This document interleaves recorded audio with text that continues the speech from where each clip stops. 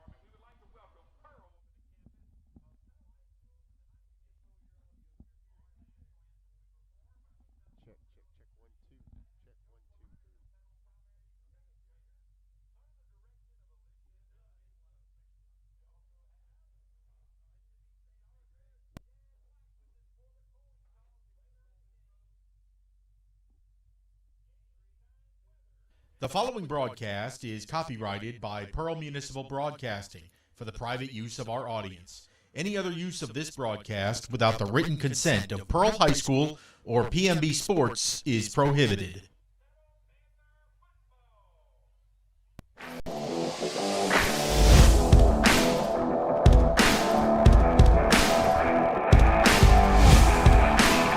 Friday nights mean one thing in Mississippi: high school football. You've got a 50-yard line seat to the 6A powerhouse Pearl Pirates right here on PMB Sports. Now, batten down the hatches and hoist the colors. The Sky Family Dental Pirate Pregame Show starts now. Come smile with Sky. Sky Family. Well, good evening, Pirate fans, and welcome into the Pirate Pregame Show brought to you by Sky Family Dental. I'm Greg Flynn, joined by Bryant May, where tonight your Pearl Pirates will open up region play on the road at Petal High School against the always tough Petal Panthers tonight, Bryant.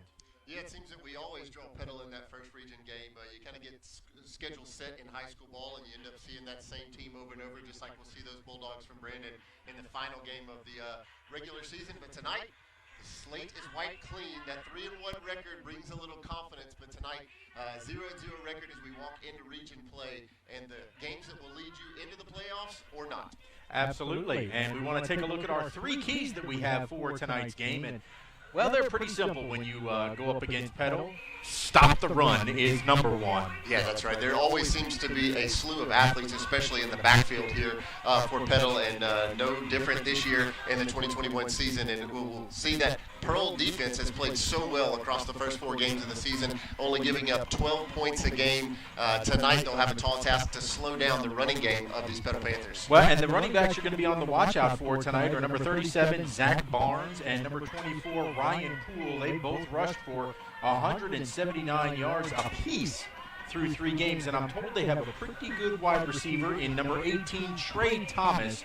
Stats don't look that impressive so far, but they say he is just an athlete.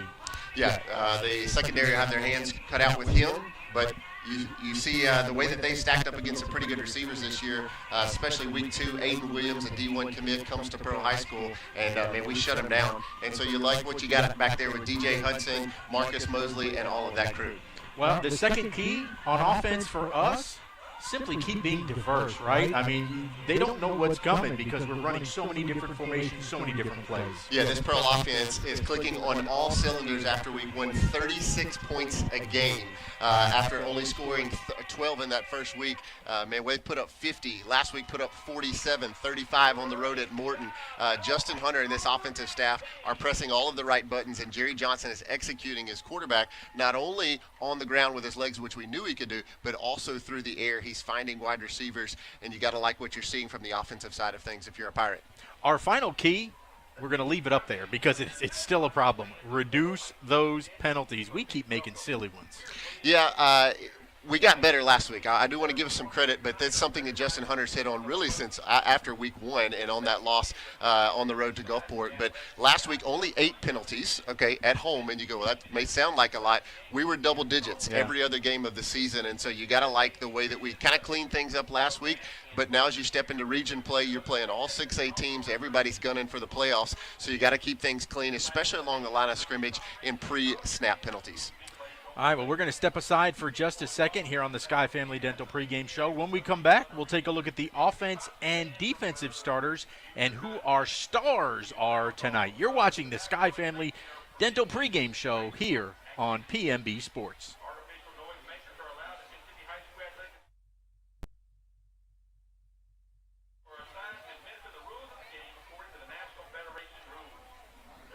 Come smile with Sky. Sky Family Dental of Pearl provides complete dental care for the entire family. Oral exams, cleanings, dentures, implants. Most insurance is accepted and financing is available. Call now to schedule your appointment. Come smile with Sky.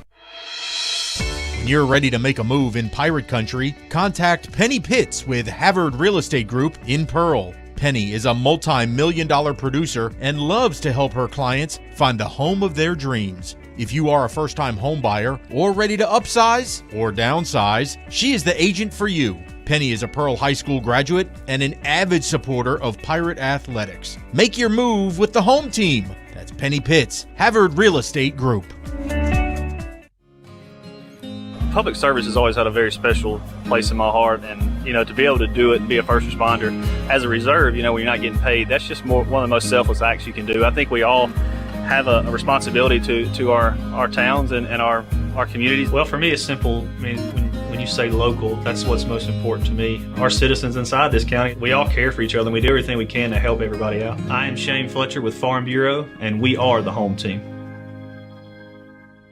Leave it up to us at Mississippi Arkansas Ag for your John Deere All-Star Package. The 3025E Tractor Plus Loader, Box Blade, Rotary Cutter, and a trailer at just $349 per month. Visit agup.com for more information. At Raising Cane's, we are committed to safely serving you and your family the best tasting and highest quality chicken finger meals. This is very personal to me. I know how important it is to have a trusted, safe, and clean place to feed you and your loved ones. We will always go above and beyond all CDC guidelines, local government requirements, and industry standards. This is our promise to you. Cane's is open and we're here to serve you our hot, fresh chicken finger meals and drinks through drive-thru.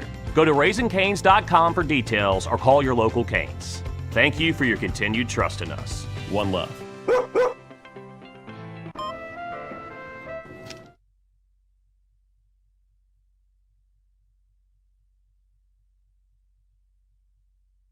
Pirates get ready to take on the Panthers of Petal here in the opener of the region. After we had a very nice 3-1 start, the non-conference, throw all that out. Petal 2-1, throw all that out.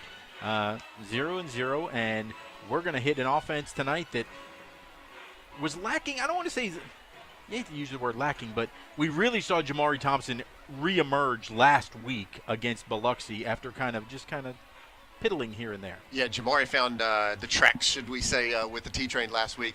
15 carries, 174 yards, and a touchdown added on that. He looked really, really good at home last week. Not only did he look good, Jerry Johnson looked good on the ground as well. You love how the Pirates really established the running attack. They owned that game from the get-go last week, and that came on the initiation of Jamari Thompson. Look at Jamari Thompson's player card. 15 carries, as we said, 174 yards, and 1 touchdown last week against the Biloxi Indians at home. 406 yards on the season, so averaging just a little over 100 yards a game. You'd love to see a lot more T-Train tonight on this turf here at Petal High School. Well, and Jamari hadn't really played. Last week was the first time he played a full game. Yep. I mean, really. Yeah, he's dealt with a little bit of a dinged-up hip, but he looked fully healthy last week, and that offensive line did a fantastic job of opening up the holes for him. We'll take a look at the rest of the Pirates starters as we start Region play tonight on the road in Region 3-6A. Quarterback Jerry Johnson, he's a senior, number 4. He's the leader, and he can do it in the air or on the ground. Wide receivers, we'll see number 8, Alex Spires, a senior. Number 18, Cody Arms, a senior, and also Cade Chisholm, who had his first touchdown catch a couple of weeks ago. Number 22, Cade, also a senior. You'll also mix in Azir Chin, a junior, number 9 at wide receiver, along with Colby Henderson, 25. You'll see those guys get in pretty quickly. The big guys across the front doing a great job opening up the holes for Jamari and protecting Jerry Johnson. 51, he's a sophomore. Takofa Lewis. Reed Grantham, he's a junior wearing 55. Connor Foy, the man in the middle, 73. The senior, he'll be our center. Kendall Burks, a junior, 65. Tommy Johnson, 76. He's a senior. And then the halfback, perhaps the unsung hero of this Pirate offense, number 5, Javion Alexander. We'll also see Hayden Jackson, a sophomore, mix in there on the offensive line as well. The great part about this offense, everybody contributes. And when I talked about the diversity in the keys, it's like, okay, we're going to hand the ball off this time. Okay, no, now we're going to run a passing play. Okay, no, now we're going to run an option play. No, now we're going to run a quarterback keeper, and good luck knowing what we're going to do. Yeah, it really is. I mean, it's a buffet of selections for Justin Hunter and this offensive staff. You've got anything. It seems to be that the go-to play when they really need yardage that's 10 yards or less, they're going to go with that option. And we've seen you've seen Jerry Johnson run that with Jamari Thompson. We've seen him run it with Jaquavian Shoto. You never know when the big dog Jamari and Turner might get in there as well. So watch that one tonight in yardage where we really need a first down or maybe even goal to go.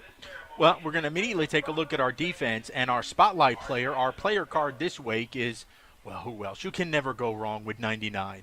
Jeremy Jackson, the meatball. That's right. Jeremy Jackson has been all up in the backfields of the last 4 opponents for the Pirates. We'll take a look at his player card. 27 tackles on the season for Jeremy Jackson. 20 of those are solo, 6 of those tackles for loss, and 5, yes, a handful of sacks already for the meatball, Mr. Jeremy Jackson, including a blocked field goal and a fumble recovery, just to add that on there. He has literally been dominant right there at the middle of that defensive line for the Pirates. We'll take a look at the rest of the Pirates starters who've done a great job of complimenting him, and as we said, only giving up 12 points a game through 4 games are the Pirates. Jalen Nickelberry, the senior, it's been him and Jeremy Jackson causing all sorts of havoc. Braxton Kemp, number 50, he's a sophomore on the defensive line, along with Justin Knight, 56, who is a junior. Your linebackers, led by number 10, Tristan Carpenter, he's a senior and leads the team with 35 tackles, does number 10. Kai Jefferson, number 23, a junior, and Austin Knight, second on the team with tackles and 30 tackles. He'll wear number 21, and he's also a senior. The secondary tonight, Justice Moore, a junior, DJ Hudson, a senior playing safety, Marcus Mosley, a senior wearing number 3, and Jaquavian Shoto, who can do a little bit of everything. He'll be wearing number 6.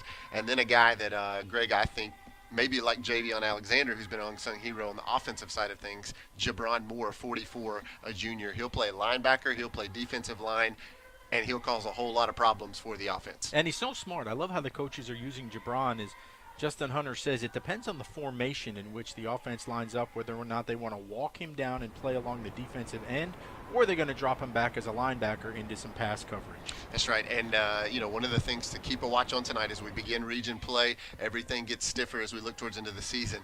The turnovers is this Pirate defensive force. Not only are they only giving up 12 a game in points, but they have forced 11 turnovers in the last 3 weeks after having no turnovers in that 1-point loss to Gulfport.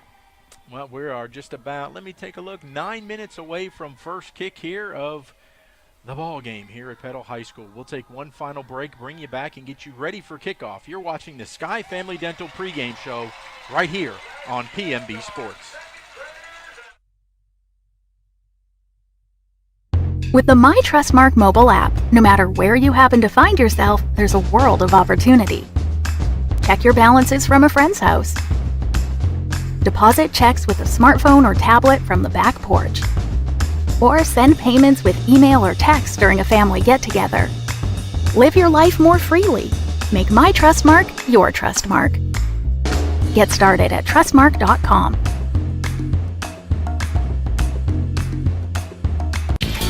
Why settle for a checking account that just holds your money? Renaissance Rewards Extra gives you so much more.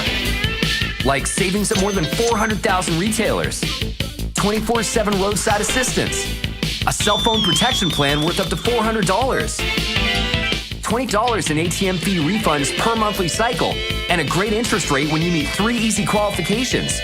Get extra today at rewardsextra.com. Renaissance Bank, understanding you. Member FDIC. When something works this well, paying bills? This site is so comprehensive. I do all my banking online. More time for coffee? You want to get others excited about it too. Yes, honey. They're very conscientious, and they're about helping us map out a plan for our future. It's nice to know we make a difference. It was so easy. They had lots of creative ways to help me afford the loan for the cutest car I've wanted and for that a great so long. bank is a really important thing to have. Comprehensive, conscientious, creative, community bank like no other bank you know. I'm Officer Kyle Carmerdale. And I'm Officer Alfred Jenkins, School Resource Officer with the Pearl Police Department. And our job is to protect students. Here in Pearl, we have zero tolerance for drivers that break school bus laws. There are 4 things to know. Stop at least 10 feet from the bus when it is loading or unloading. Don't move until kids have crossed the street to or from the bus. The flashing red lights are no longer activated. The stop sign on the side of the bus is retracted. When we catch you, you get a ticket up to $750, up to a year in jail, or both. Please pay attention so every student can get to school and home safely. Welcome back to the Sky Family Dental pregame show. Greg Flynn and Bryant May with you here high atop Petal High School as we look down on this beautiful facility that they have here. Getting ready in just a few moments for our Trustmark Bank coin toss. Officially 6 minutes before kickoff. Bryant, when you look at what what Petal's going to do, they're kind of back and forth. It is, they'll run the ball, they'll throw the ball, but they're another one that they haven't been overly impressive in their first couple of games. Yeah, consistency is something that Coach Alan Glenn would love to see a little bit more of, and we'll see what happens tonight. Petal comes in scoring 19, only 19 points a game. Their 2 victories, a 16-10 win over Hattiesburg and a 14-7 win over Columbia. So only 16 points and 14 points in their 2 victories. They're only lost to DeIberville 48-26. So they're scoring 19 a game, but Greg giving up 22 a game. That doesn't stack up in the right direction if you're Alan Glenn. Again, last week we'll see what happens as Petal comes off of a unplanned bye week. They intended to play Laurel last week, but due to some COVID issues, they did not play one another, but Petal sees the field again tonight. But, yeah, consistency is something that we'll see if this Petal offense, who has athletes, there's not a shortage of athletes, but can they put things together to begin to put up points, especially to try to outscore what's been a really stellar Pearl offense. Well, you can see on the far side, man, those Pirates coming out, they are, well, clean as a jug of Clorox tonight. That is, they are white on white on white, and they look sharp. Yeah, this is the first time we've seen this uniform combination right here in the all white, as we've seen this new white headgear that the Pirates have been wearing since game 1 of the season, but they've yet to stack that white helmet on top of the white top and white bottom. And the good news is, Greg Flynn, for the equipment squad, they're gonna end the night that clean as well, because all turf field here at Petal High School. No, this is a region game. This is a battle. You can't account for blood, man. Right? Well, I won't, you're right. I won't say that there won't be any of bloodshed here, but always a beautiful facility to come to. I'm going to say, Greg, of all the stadiums we go to, this is the largest stadium for sure, and not very old, and really well done by Petal in their school district down here. A great place to play, but always a difficult place to play when you take it on the road for region play. You know, it always just seems like this is a one-possession game. Every time we play Petal, it seems like into the fourth quarter we're guaranteed of having a close contest. Yep. I remember some games that have been won and lost right down there in that end zone where the Petal Panthers will run out here shortly. A 4th and goal play, I believe, that they converted, maybe in overtime, if I'm remembering that one right, a few years ago. But always a difficult place to play, but this is where the road starts for Justin Hunter and a Pearl. Always difficult to confuse those two, but a Pearl Pirate squad who's found their confidence after a 13-12 loss in week 1. It's been all go from there, and you like the confidence that you carry from the non-region play into district play tonight. Well, we're about ready for the Trustmark Bank coin toss. Our captains that are on their way out there, the 2 players of the week that we had on the coaches show this week, Jerry Johnson and DJ Hudson. DJ still coming off that high of a 97-yard interception return for a touchdown. And, well, Jay Bird, he's just been doing Jay Bird type things. Captains for Petal will be number 56, Chase Wood. He's a 6'4", 255 offensive lineman. And then also number 43, Isaac Morris. He's a senior inside linebacker, 5'9", 160. And they will meet up at midfield, flip the coin, and find out who gets it to kick this one off. Our coin toss, again, brought to us by our friends at Trustmark Bank for all of your banking needs, whether it be a home loan, a refinance, a checking account, or a savings account. Trustmark Bank is your place to be doing your banking. There is the coin toss, and it looks as though who the official is talking to. All right, now we're going to turn everybody around, and we'll get the... So Petal has won the coin toss and will defer. The Pirates will get the football and get it going first. The offense will be on the field first. All right, we're about set for kickoff. Pearl Pirate football. Pearl Pirate football is next.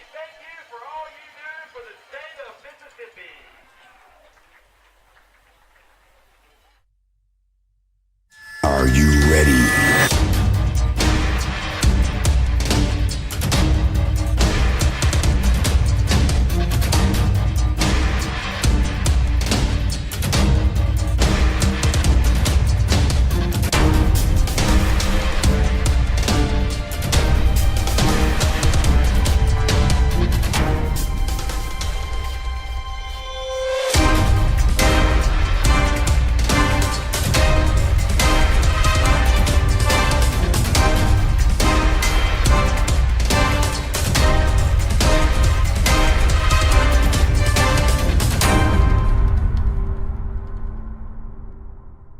Hello, I'm State Representative Gene Newman.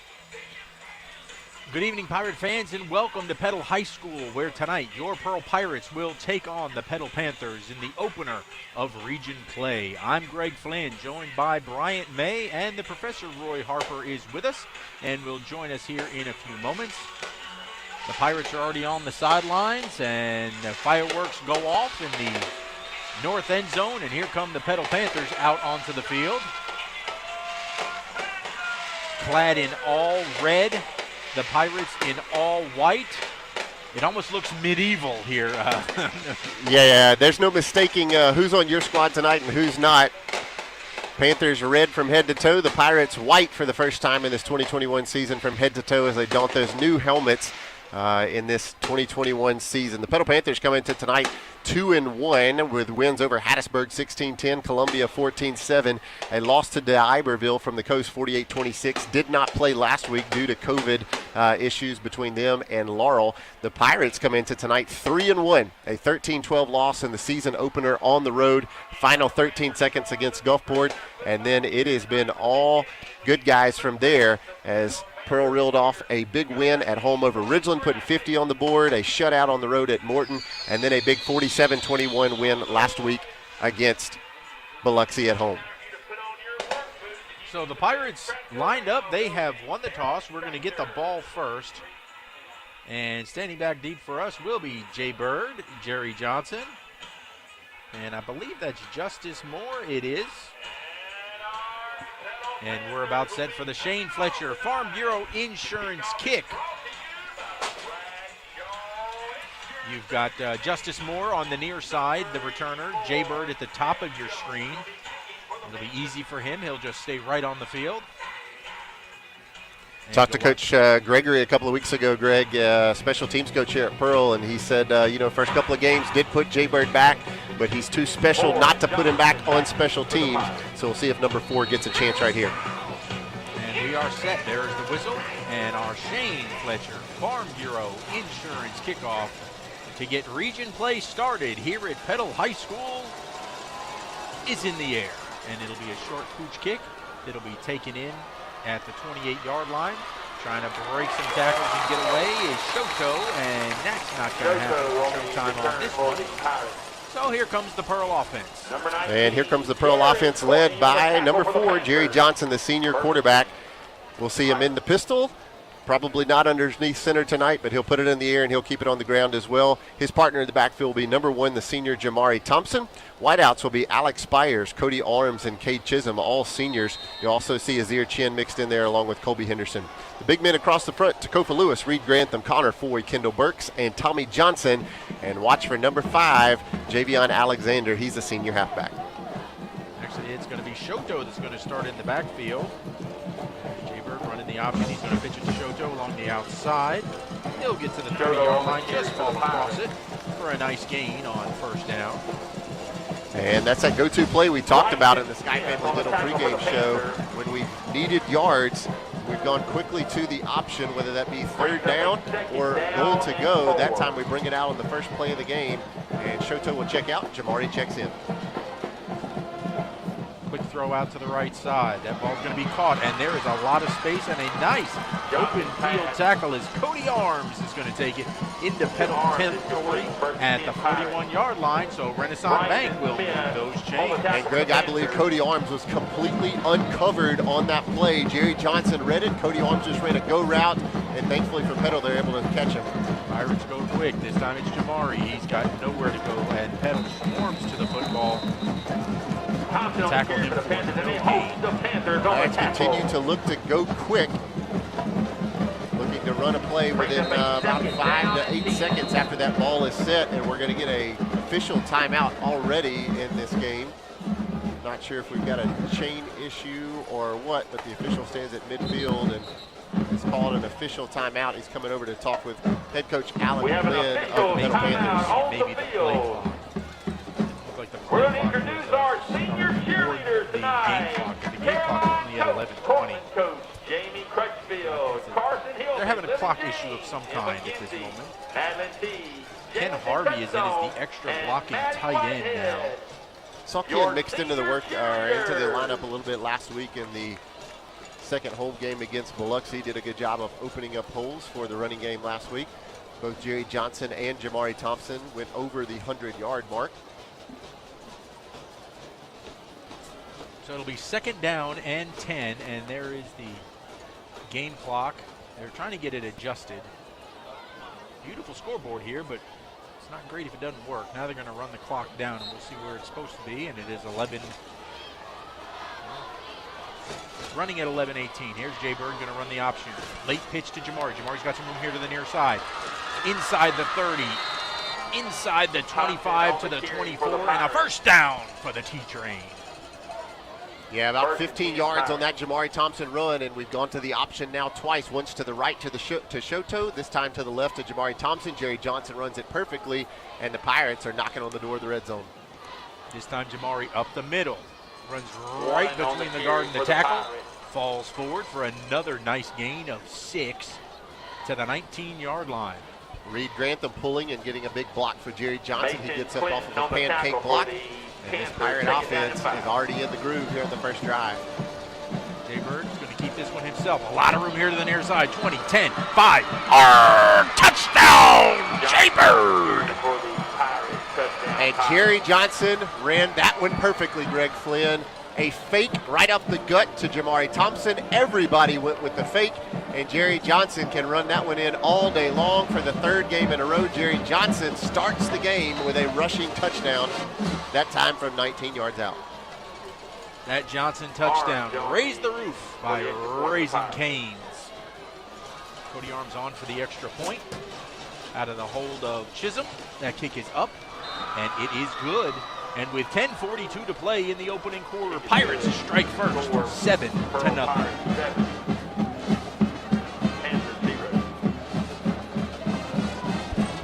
We understand an upside-down world.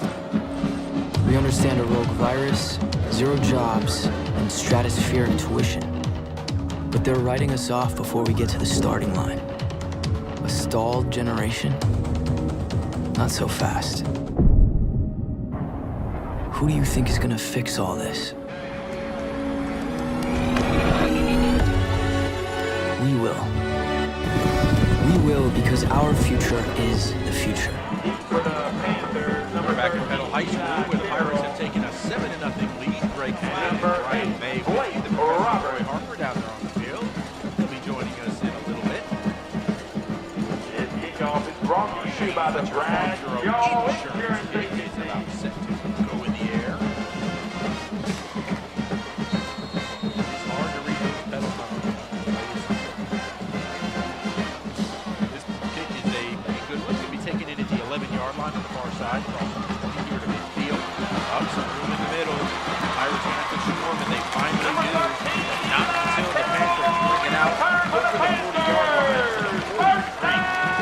Yeah, that was a really nice return that time by the special teams of the Petal Panthers. That return by number 13, Eli Carroll. Let's take a look at this Pirate defense. Comes in only giving up 12 points a game. They're led by the 2 men in the middle, Jeremy Jackson and Jalen Nickelberry, both seniors in the middle of that defensive line. They'll be joined by Braxton Kemp, Justin Knight, your linebackers, Tristan Carpenter, Kai Jefferson, and Austin Knight. The secondary, Justice Moore, DJ Hudson, Marcus Mosley, and Jacoby and Shoto. You'll also see Jabron Moore. And Jabron Moore is in right now, and here comes Meatball. A lot of pressure, holding call coming. That's going to be a flag, incomplete passes. Woo, that was, Berger saw a meatball coming right there and just shoveled it away. But we're going to have a holding call. Our first one of the night, brought to you by Penny Pitts at Havard Realty. For all your real estate needs, contact Penny Pitts. And this is going to move Petal back into some less desirable real estate. Good if you're a Pirate, not so much if you're a Panther, as it will now be 1st and 20 from the 30-yard line.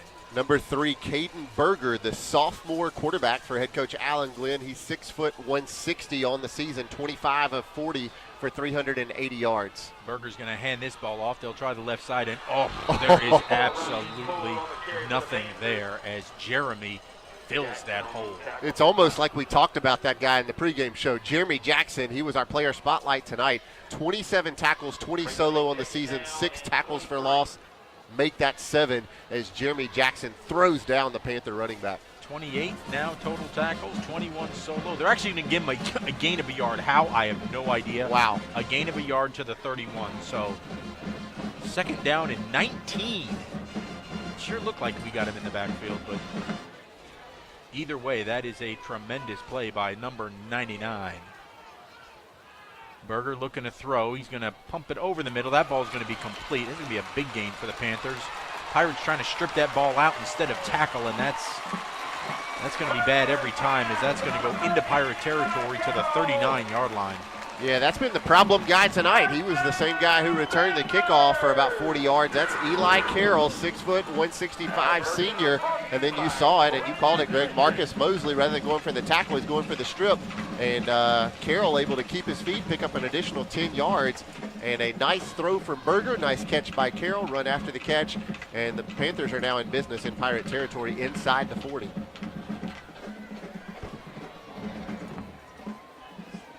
So 1st and 10 for the Panthers.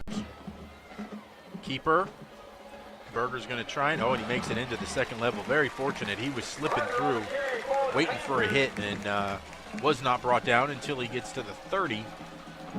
Pick up really 9. A slow developing play, faked it to the running back. A couple defenders went with the running back, but Berger had to pull up at this line of scrimmage and kind of scamper over to the left, but he found a gap and picked up 9 on a big first down play.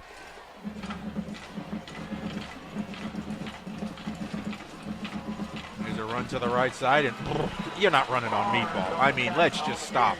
Let's not even think about it. Tristan Carpenter in there on that tackle, too. Unbelievable. Jeremy Jackson locked up in a block and just reaches out with his left hand and grabs the guy coming across for the jet sweep, throws him down with one hand while he's still being blocked. He is a beast.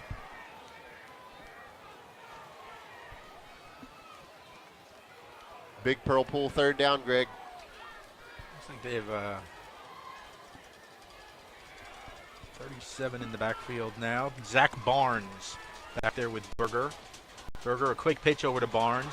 Drops the football and then has to fall back on top of it. And that's going to be a loss on the play. Yeah, Barnes, the second leading ball carrier here. Actually, he and Poole are tied for the leading ball carriers. Both of them have 179 yards on the season. Poole gets a little more reps. But that time, Barnes drops it on the turf.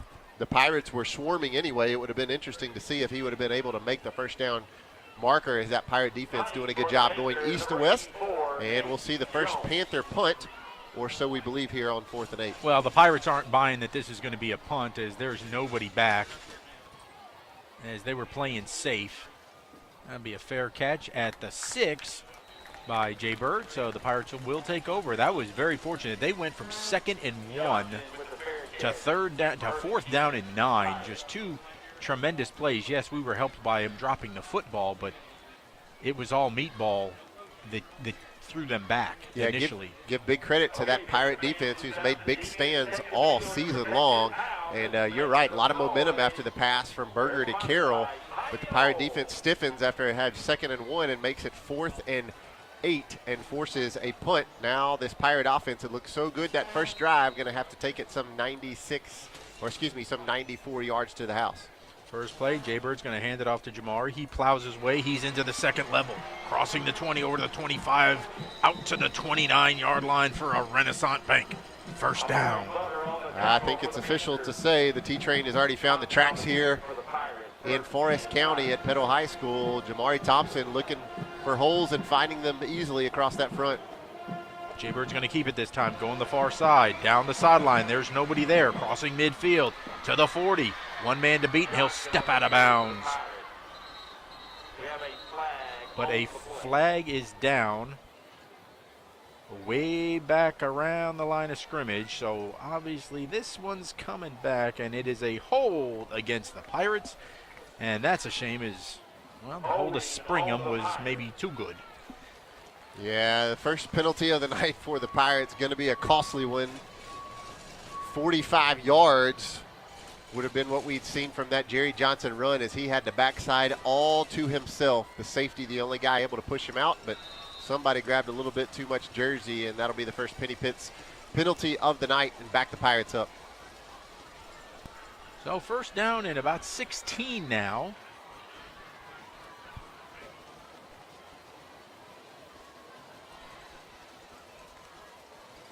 Give that ball off to Jamari. He's going to try the right side. He plows his way into the linebacker level over the 30, out to the 33-yard line. Jamari is just breaking off chunks. Give huge credit to that offensive line. Lewis, Grantham, Foy, Burks, and Johnson paving the way for the T-Train. Jamari out. In comes Showtime. Shoto to the backfield. Jaybird's going to keep it. Looking, weaving, gets spun down at the 35. They'll give him the 36, and that'll bring up a Pearl Pool, third down and short. Yeah, good job that time by number 10, Tyron Pittman. He's a 5'10", 200-pound inside linebacker for Petal, and he had spy coverage on Jerry Johnson. He followed him out into the flat, able to make a difficult tackle on a great athlete. Hand the ball off. That's going to be a first down out to the 39-yard line. And when you need that little short yardage, who better to go to than the locomotive, the T-Train. You called it, and I think we're going to get the heat timeout here. Final one of this 2021 season with 5:28 remaining in the first. We'll take a quick one with them. Pirates leading it 7-0. Thank you for shopping at Mystery Savings Supermarket, where you never know what kind of deal you're going to get. Welcome to Mystery Savings Supermarket. That'll be $9. But she... Welcome to Mystery Savings Supermarket, where you never know what kind of deal you're gonna get. You wouldn't put up with this at a supermarket. Don't put up with it when you buy a car. So come to Rogers Dabbs Chevrolet. It's easier here. Come smile with Sky. Sky Family Dental of Pearl provides complete dental care for the entire family. Oral exams, cleanings, dentures, implants. Most insurance is accepted and financing is available. Call now to schedule your appointment. Come smile with Sky.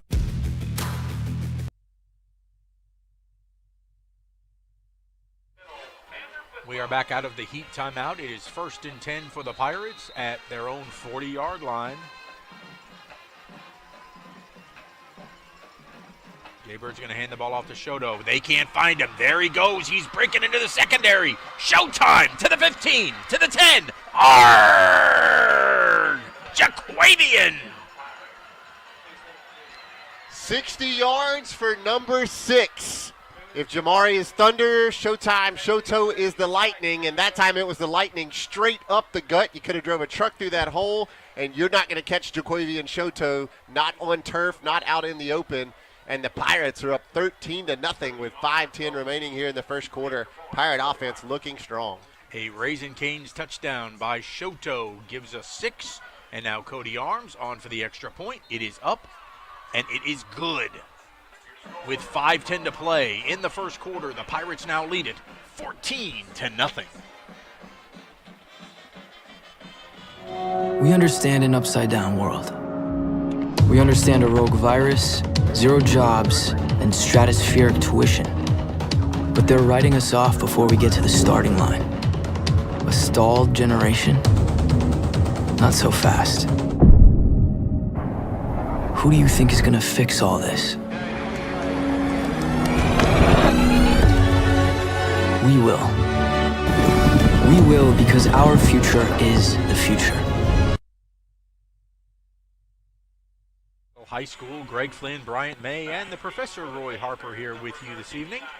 As the Pirates have looked very, very good in the early going here, leading 14-0.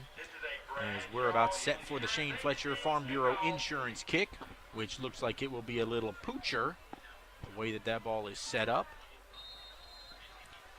The Pirates gave up about a 40-yard return now last time to Eli Carroll. Going to think differently this time. This ball will be taken in and dropped at the 24-yard line and hit and dropped immediately. In there for the Pirates, that's Perion Shoto, I believe, number 33 in there on special teams. Alex Spires also getting down there. Yeah, that time it was Blake Roberts, the senior defensive back and wide receiver for Petal, that received sort of that pooch kick rather than Eli Carroll, who took it back 40 yards last time. And the Pirates special teams all over that. So that absolutely worked out to our advantage as Petal will take over at the 24-yard line. 1st and 10, Berger out of the shotgun. He's going to hand that ball off, and tripped up there by DJ Hudson. That's 24, Ryan Poole, the junior. He's 5'8", 175. Got the start tonight next to the sophomore quarterback, Caden Berger. Really only one play of positive momentum on that first Panther drive, a pass from Berger to Carroll. We'll see what Alan Glenn has drawn up here. 2nd and 4. They try the left side. Not going to be enough for a first down, but give them a yard or two. I think Meatball climbing off the pile down there. So it'll be a Pearl Pool 3rd down and 2.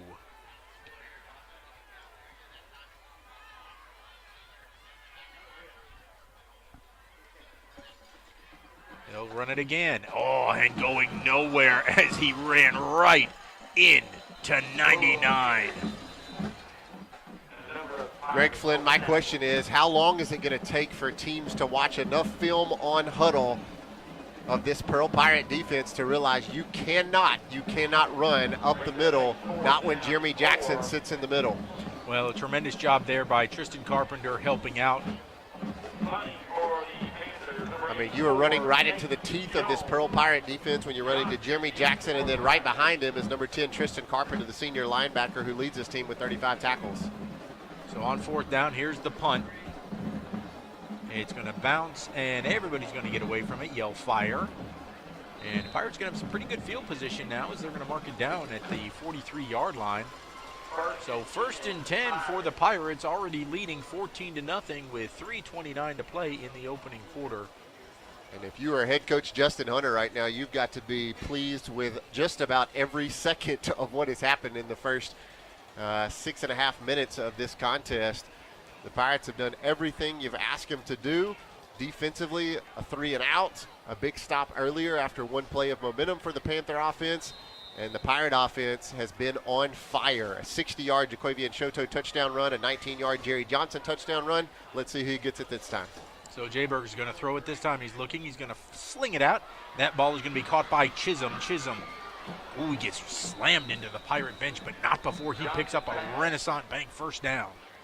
Cade Chisholm shows his toughness. Not the biggest guy on the field, but 13 yards on the pitch and catch from Jerry Johnson to Cade Chisholm. But it's coming back as we have a penalty of an ineligible receiver downfield.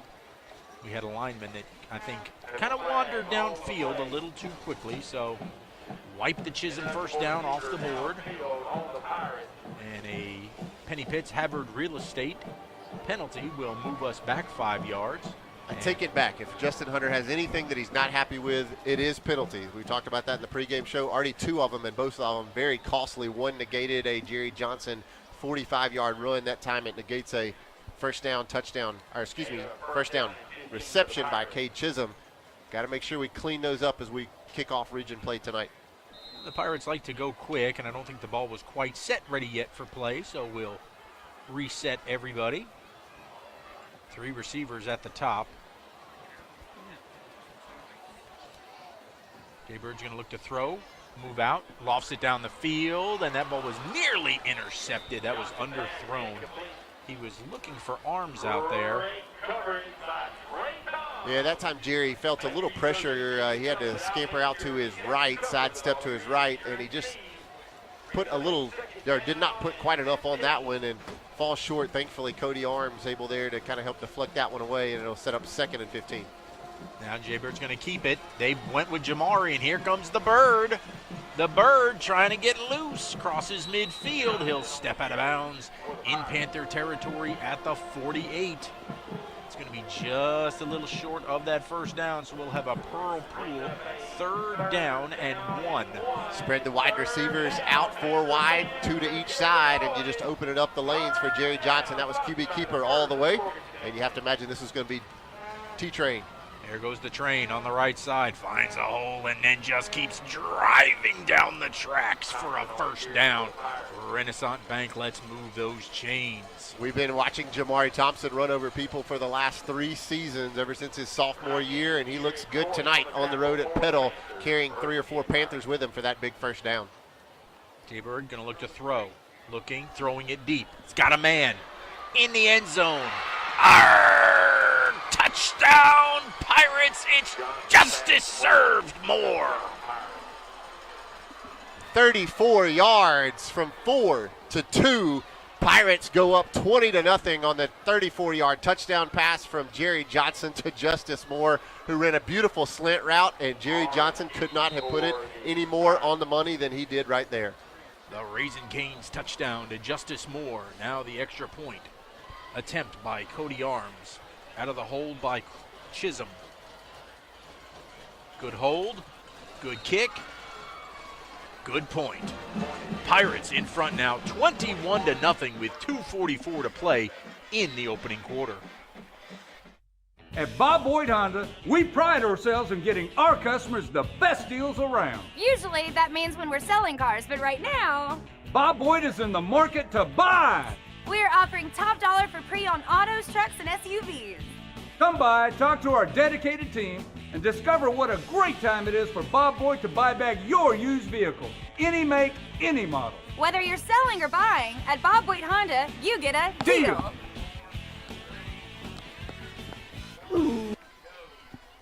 Boy, just a tremendous start for the Pirates so far tonight. They're up 21-0 here in the opening quarter. Greg Flynn and Bryant May with you, and this is impressive, an impressive defensive showing. Everything we talked about in the Keys, they're doing. Just a stingy defense, a diverse offense. And here's your Shane Fletcher Farm Bureau kick, another poocher. It's going to be caught at the 30. This one's a little bit of a return. Petal's going to have a nice setup in the field position this time as they will take over at their 45-yard line. But really, Ryan, if you look at the Keys outside of the penalties that we talked about, they're doing exactly what they need to be doing. Yeah, it's almost like you and Coach Hunter planned those out, and the guys were in on it as well. They have executed in every phase of the game. We said diversified on offense, and we've been successful with the run game. We've been successful with the ball in the air, and Panthers hadn't been able to even catch their breath. It's 21-0 with 2:30 remaining in the first quarter. Berger's going to keep this ball himself, come here to the near side, and he will step out of bounds as DJ Hudson was tracking him down. Caden Berger, a good-looking athlete, sophomore, 6 foot 160, and good little bit of speed as he catches to the outside. But it'll be interesting to see where his lack of experience stacks up against its experienced Pearl Pirate defense. Just a pickup of 2 will make it 2nd down and 8. Pirates doing some shifting there on the defensive line.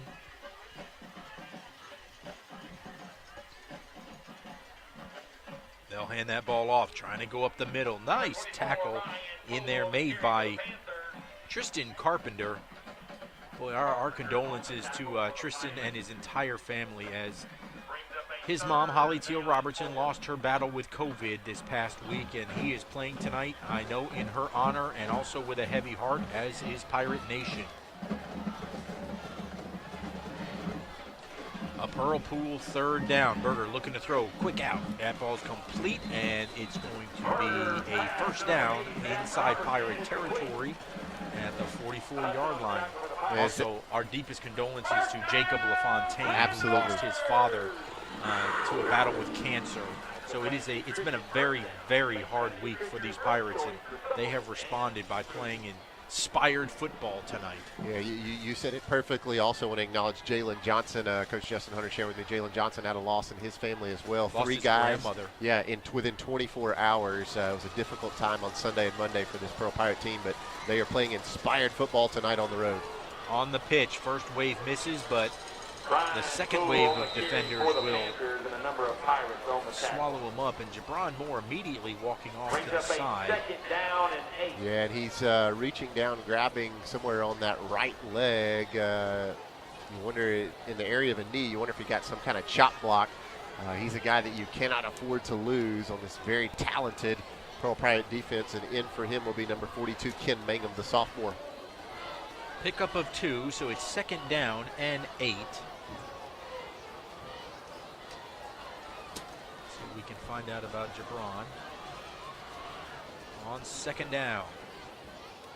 Hand the ball off, looking up the middle, and just into the second level. But you know, you can't You can't get away from the nightmare as Nickelberry just rode him to the ground like it was the rodeo. Yeah, we say so much about Jeremy Jackson, but let's not mistake Jalen Nickelberry in the senior season he's had. Number 26, Jalen doing a great job holding down that side of the defensive line.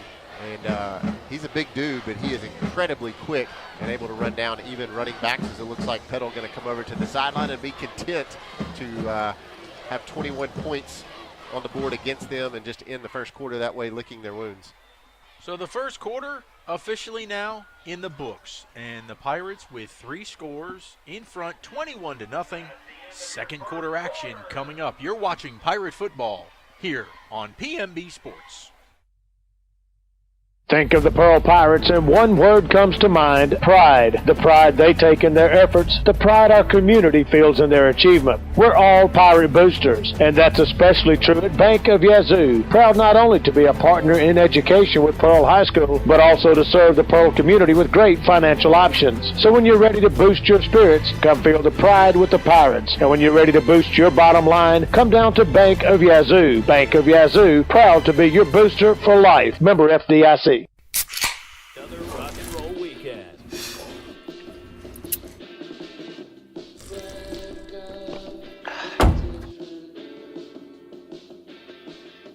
Burgers, better with Pepsi.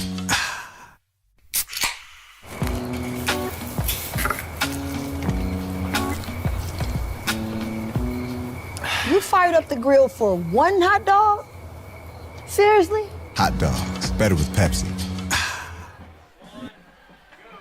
We are set to begin the second quarter. Greg Flynn, Bryant May, the Professor Roy Harper here with you from Petal High School, where the Pirates lead it 21-0. There's a run here coming to the near side. That ball nearly popped out of there. Nice tackle on that side by Tristan Carpenter, Jalen Nickelberry. And it will be 4th down and 3. Pirate defense makes another stand, and if you're head coach Alan Glenn for these Petal Panthers, there's really no thought. You got to go for it. Already down 3 touchdowns. Well, and you've shown no ability to stop Pearl's offense whatsoever. Little Wildcat action. I think they're trying to see if Pearl will jump maybe. Yep, Ryan Poole, number 24, I believe the running back who's in there, the lone guy in the backfield, going to take the snap. And he's going to look for a hole. He's stacked up, and he did not get it. They're going to stop forward progress, and he is going to be short, and there's your sign. A sign mark. Turnover on downs for this defense. The second time this Pearl Pirate defense has allowed the Panthers to get into Pearl territory, and both times they've stacked them up. Earlier they had it 2nd and 1, and the Pirates pushed them backwards, forced a punt. That time, Panthers able to take it down to 4th and 2, but they stack up the middle of that defensive line, and again, Greg Flynn, if your offense is in Region 3-6A, do not run up the middle against the Pearl Pirates. This is going to give the offense great field position at the 35-yard line. Jaybird going to keep that ball looking. He's going to throw it deep. He's got a man out there, and, that should be interference. No flag, but they're going to say it was clean as Alex Spires went up battling for the football. Yeah, not a bad ball by Jerry Johnson as Alex Spires was in single coverage. He's your biggest and fastest wide receiver, and he just kind of threw it up in the air, trusted his guy to either make a play or knock it to the turf, and the latter is what happened. Jaybird gives that ball off to Jamari. This time the Panther defense is ready for him. And that's going to be no gain, and it's going to bring up a Pearl Pool, 3rd down and 10. Jamari Thompson gets off the turf and taps number 90, Kelton Mickle, 6'1", 300, just taps him on the head. Says good play, but you have to imagine that he's going to get a little more dose of Jamari as this night continues. Jaybird going quick. They're going to run the option. Jaybird looking. He's going to keep it and wanted to pitch it, but that time didn't work out so well. So for the first time tonight, Petal rises up and will force a punt. Haven't said that very often this year. The Pirates are going to have to punt. Yeah, we'll see if we see Cody Arms or Jerry Johnson drop back. It looks like it will be Cody who's handled the punting duty the last couple of games. For the first time, Greg, on the option, Jerry Johnson keeps it. Last few times as he's run those options in here in the first quarter with Shoto and Jamari Thompson, he's gone to the pitch, and we're going to get a penalty, a false start. They're going to say an illegal formation. Okay, illegal formation, and that penalty will be declined. That's why the play was able to continue. An illegal formation will be declined. So it will be 4th down, and Cody Arms will stand at his 24-yard line. Wait that snap. Little low snap. Here comes the rush. He gets it away. Great job getting it away. Going to need a little pirate hop, and we get one. This is going to work out quite nicely as it's inside the 30 and will settle down at the 27-yard line. Terrific under pressure. Cody getting that ball away. Yeah, that's the most pressure I believe Cody's seen on a punt all season long. He had about 4 Panthers ready to eat that punt up, and Cody somehow able to get it off on his left foot. Got a friendly roll here on the turf at Petal Panther Stadium, and 34 yards later, Petal will be set up at their own 27-yard line where they'll start this drive. An offense that's seen a little bit of momentum, but they keep running into the brick wall that is this Pearl Pirate defense. Bend but don't break. That's the motto of this defense. Berger on 1st down out of the shotgun. He's going to keep it, throw it quickly out to the right side. Pirates try to get there. Looks like it's going to be a little gain out to the 31-yard line. Yeah, good job that time by Austin Knight, the linebacker, who's in starting tonight, able to get out into the flat to make the tackle and set up what will be 2nd and 6.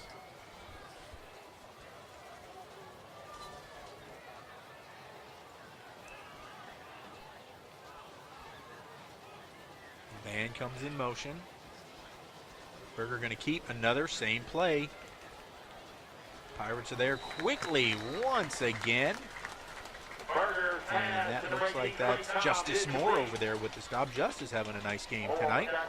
As we mentioned, Caden Berger, the quarterback for Petal, only a sophomore, and Coach Alan Glenn really keeping things simple and manageable.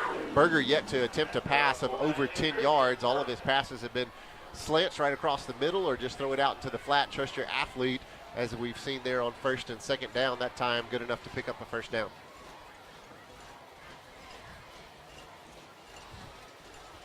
He never really caught that one very well. That one was more of a knuckleball that came out. Will fall incomplete. Still haven't seen Jabron Moore back in the game. Ken Mangum has been filling in. Yeah, that time Jalen Nickelberry came here on the near side, and he was running into the face of Caden Berger. And if I'm Caden, I'm getting rid of that one too. He rushed that throw just a little bit, and it falls to the turf. And intended receiver was Blake Roberts, the senior wide receiver, 5'9", 165.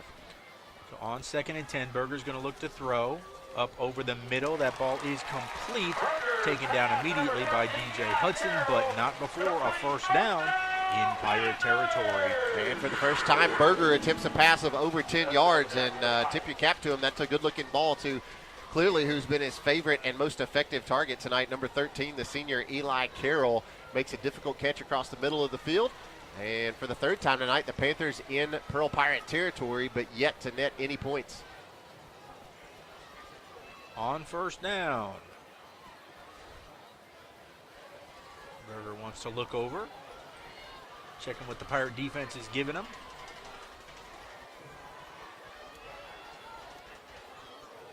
He will hand that ball off. Going on the right side. Nothing there this time. Yeah, that time in there for the first time. Kai Jefferson calling his name tonight, number 23. He's the junior linebacker. He was the first guy to make contact with the running back. We're going to get a Petal Panther timeout. So no gain on the play. We can take a quick timeout with them. Pirates in front, 21-0. Dr. Hunt was a day-to-day guest that we have grown to love. When you go 4 or 5 times a week to the same place, you get to know people by name. After many years being a professor in Arkansas, I had a wonderful professional opportunity to move to Idaho. We wanted to throw him a farewell that he would never forget. I was so emotional seeing the signs and seeing the people. We wanted Dr. Hunt to know that we cared. After all the trips there to Chick-fil-A, it meant the world to me. I brought you a little gift here from Idaho for your fries. That should save you a few trips right there. When something works this well, Paying bills? This site is so comprehensive. I do all my banking online. More time for coffee? you want to get others excited about it too. Yes, honey. They're very conscientious, and they're about helping us map out a plan for our future. It's nice to know we make a It was difference. so easy. They had lots of creative ways to help me afford the loan for the cutest car I've wanted And for that a so great long. bank is a really important thing to have. Comprehensive, conscientious, creative, community bank like no other bank you know. On 2nd and 10, Berger gonna throw it. He's pressured. Coming here to the near side, looking, just gets blown up, and somehow a catch made here on the near sideline. A beautiful grab. They're the opponent, but that was pretty. Yeah, that was Trey Toms, the leading receiver coming into this game, and you got to give a lot of credit to Berger along with Toms. Berger was being pressured, and he took a thumping after he released that pass, rolling out to his left, throwing back across his body. But then a great toe-tapping job by Trey Toms, a 6'1", 165 senior wide receiver. On first down, Berger's going to roll out, quick throw out into the flat, and that ball's going to be bobbled and caught inside the 25 to the 23-yard line. Blake Roberts, number 8, the receiver that time, and this Petal Panther offense finding the most rhythm that we've seen all night long, and it's coming through the air. Well, it's because, they've abandoned the run, right? I think they got tired of seeing 99, Jimmy Jackson right in the middle, and so, Berger's throwing it left, throwing it right, but don't go up the middle. Now they're going to try a quick pitch. There's some room here to the near side. Ducks under, ball is on the floor, and that ball is going to be recovered by, I see DJ Hudson under there. Yeah, the Pirates are saying they got it, and they sure do. How about that, Greg Flynn? DJ Hudson with the forced fumble, and I believe it's Austin Knight laying down on the turf, as he's the guy who will come up with it. And how big was that turnover, Greg Flynn? A new Dark Knight rises and has the ball. And a sign mark turnover for the Pirates. Again, it's that bend, but don't break. Make them run as many plays as possible, and somebody's going to make a mistake. Yeah, for the first time in the, for the third time in the first quarter and a half of this ball game, Petal has been in Pirate territory, and they come up with nothing. The Pearl Pirate defense comes into the night forcing 11 turnovers in the last 3 games. Now make it 12 in the last 3.5 games. So Jaybird leads the offense back out. Give the ball to Jamari. They stack him up that time. Not a lot of great push. Got to try and loosen that back up a little bit. They'll give him a gain of 1. So 2nd down and 9. Ball placed right at the 16-yard line.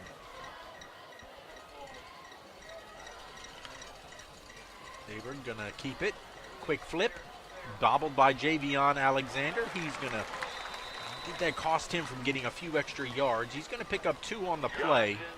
Yeah, I think you called it, Greg. Javion Alexander with great hands, just able to even grab that one after he bobbled it, but I believe that slowed down his momentum, able to let the linebacker get over and trip him up, and that'll set up a fairly long 3rd and 7 from the Pirates' own 18-yard line. So on the Pearl Pool 3rd down, that was a little bobbled snap. Jaybird trying to make something out of nothing. He's still alive. Still alive. Still alive. Going the wrong way. Keep going backwards. Yep. And he's going to fall inside the 5. And that's going to be a dicey little punt coming up now. As Jaybird, that's one of those things. He's still growing. He's still learning. He never wants to give up on a play, but that's one where you're like, okay. Yeah, I think if you're Justin Hunter, you kind of put your arm around him when he comes over to the sidelines, help get him some water, as he ran 20 yards the wrong way, ran about 60 to try to get it, eluded about 12 guys, but he puts Pearl in a difficult punting situation with Cody Arms. And that's one where you just kind of take your losses, go down, let's punt it away and play defense. Cody going to be having a difficult spot here. His feet near the back of the end zone. Here comes Peddle again, gets it away, and this Wow. is, yeah, he felt the pressure. He just wanted to get it away, and this is going to be at the 23-yard line. And About 18 yards, and Greg, that one rolls all the way back to third down in the play that you made. You'd love to. Oh, well, we're going to have a flag. We'll see what happens there. Maybe they roughed us. Roughing or offsides, possibly? You know, you can't really fault Cody. He was standing in the back of his end zone, and I'd be nervous too. Oh no, sideline warning they're going to have on Peddle. So next time it's a mark off. So they will take over these Panthers at the Pirate 23-yard line. So the defense backs against the wall a little bit here, as with 5:23 to play before halftime. Pirates still leading it 21-0. And the ball off, nearly tripped up in the backfield, and takes a few Pirates for a ride. Number 24, Ryan Poole on the carry. Ryan Poole will. Got a Pearl Pirate down too, Greg. Not sure who that is. Somebody along the defensive line holding their knee, and that's Kai Jefferson. Okay, Kai Jefferson. He's just kind of trotting off. He's okay. Good to see him run off under his own power. Kai, one of our starting linebackers. Still have not seen Jabron Moore, 44, enter back into the game after getting dinged back in the first quarter. Give him a gain of 6 on the play, so 2nd down and 4. Berger's going to hand that ball off. Ryan Poole on the carry for the Panthers. Ken Mangum sliding in there to make the tackle. It'll set up what'll be 3rd and short. Some other scores from happening around the state. Some region play kicking off tonight. We'll bring you some updates on those. But right now, Madison Central leads Starkville 14-0. Oak Grove 6-0 over Warren Central. And Clinton leads Germantown 14-0. And they try to get it. It's going to be very, very close. This near official, if it's where he spotted, it's going to be 4th down. And they're going to be just shy because they have to get to almost the 13-yard line, and they're going to leave it at the 14. So a half a yard. It'll be 4th down and short. Greg Flynn, can the Pirate defense do it yet again? Well, this will be something. This will be something. You know, you've got your whole playbook open here because the Pirates will be looking run. But out of the spread, it's very difficult. Oh, they weren't ready. And the snap came in. Oh, they're going to give us whistles. They're going to give them a timeout. Are they? Oh, no, false start. Yeah, false start. Flag drop down. Wow, how costly is that if you're the Peddle Panthers? I would have rather had it because they were completely discombobulated. The snap came and Berger was not ready for it. Obviously, he called 2 in the huddle, and it was snapped on 1. Yeah, thankfully for the Panthers, that one didn't end up in a drop, but now we're going to see just an attempt to put some kind of points on the board as we'll see a Peddle Panther field goal. 4th and 6. And they will give it a go for a field goal. Nate Jones, the kicker, 6'1", 185. He's a senior. A 36-yard attempt. Ball's down, kick is up, and wide to the left. So the Pirate defense holds once again. Unbelievable, Greg Flynn. 4 times the Panthers have been in Pirate territory and unable to come up with any points. Huge credit goes out to Austin Wilbanks and this defensive squad. Well, let me tell you something. That was even better because they took over at the 22-yard line, and the fact that they walk away with 0 points is just tremendous. Yeah, unbelievable. 3 timeouts remaining for this Pearl Pirate offense, 80 yards away from pay dirt, but toting a 21-0 lead. You'd love to take care of the ball here. Don't turn it over. Let's run that clock out and maybe try to put some points on the board to take it to half. 3:53 to play. Going to get a flag over on the far side. I believe that's going to be a sideline warning, perhaps against Pearl. They're giving the explanation.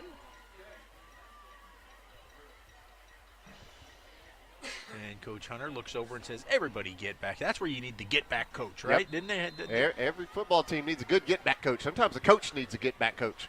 So here on 1st and 10, Jay Bird hand the ball off. And all of a sudden, they've clogged up the running lanes for Jamari.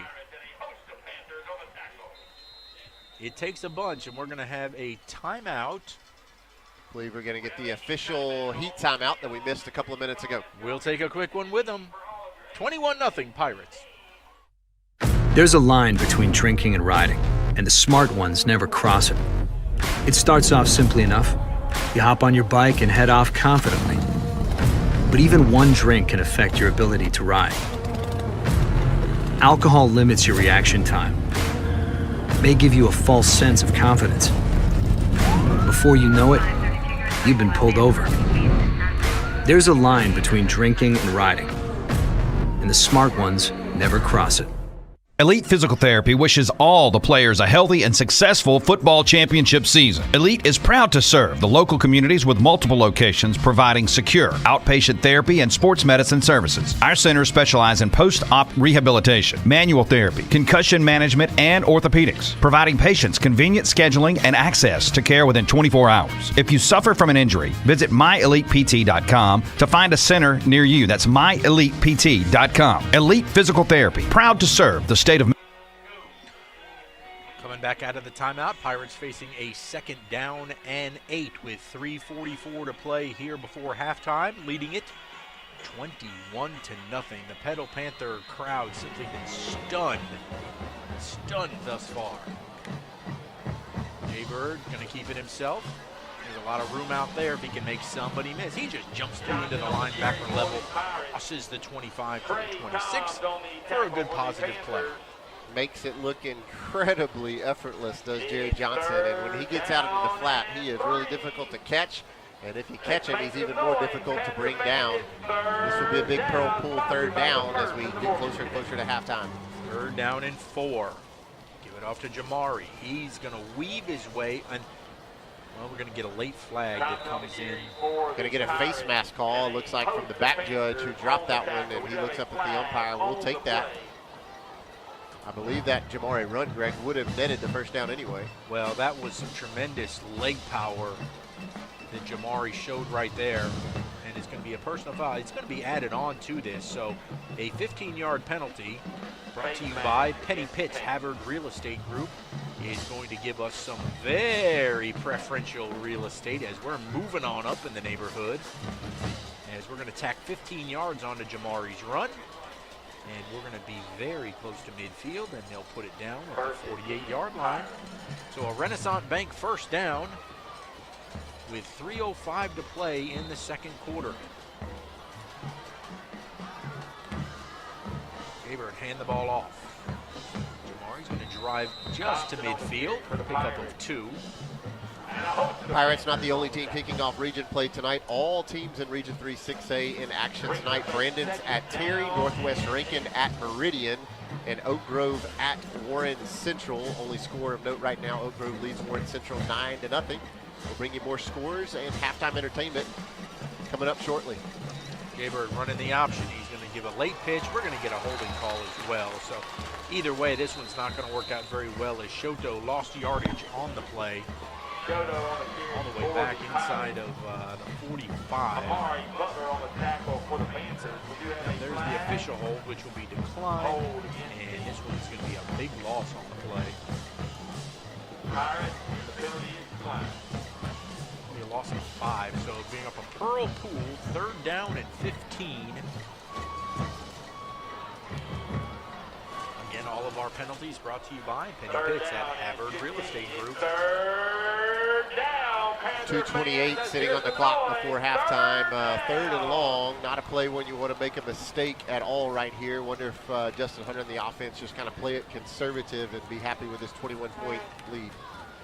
And we'll let Jaybird roll out. He's going to look. He's going to look. Tries to turn and throw. Still looking. He's got a man wide open here on the near side. It is complete to Shoto. Showtime. Going to make a man miss. Oh, you're not going to tackle him. Touchdown!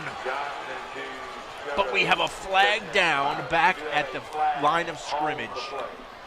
That one's going to be costly if that one pulls it back. Well, the pedal coaches are already pointing backwards. Greg, that was athlete to athlete. Jerry Johnson had no business doing what he just did is he rolled out to the other side. He was just toying with that defensive lineman who was chasing him.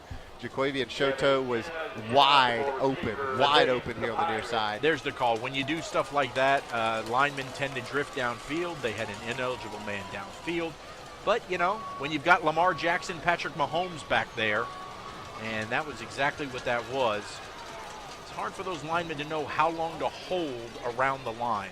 So, yeah, hard to fault anybody on that one. You called it clearly, Greg. But now 4 penalties on Pearl, 2 holding, 2 ineligible man downfield, and they have negated some really big plays. One was a 45-yard Jerry Johnson run, another one a Cody Arms wide open catch. That time a 60-yard Jaquavian Shoto touchdown catch, and the Panthers are out of sorts as well. They're going to call a timeout here with 1:57 remaining. Will, do you want to keep it here, Frank? Do you want to keep it here? Oh, we will take a quick break. Back in a minute.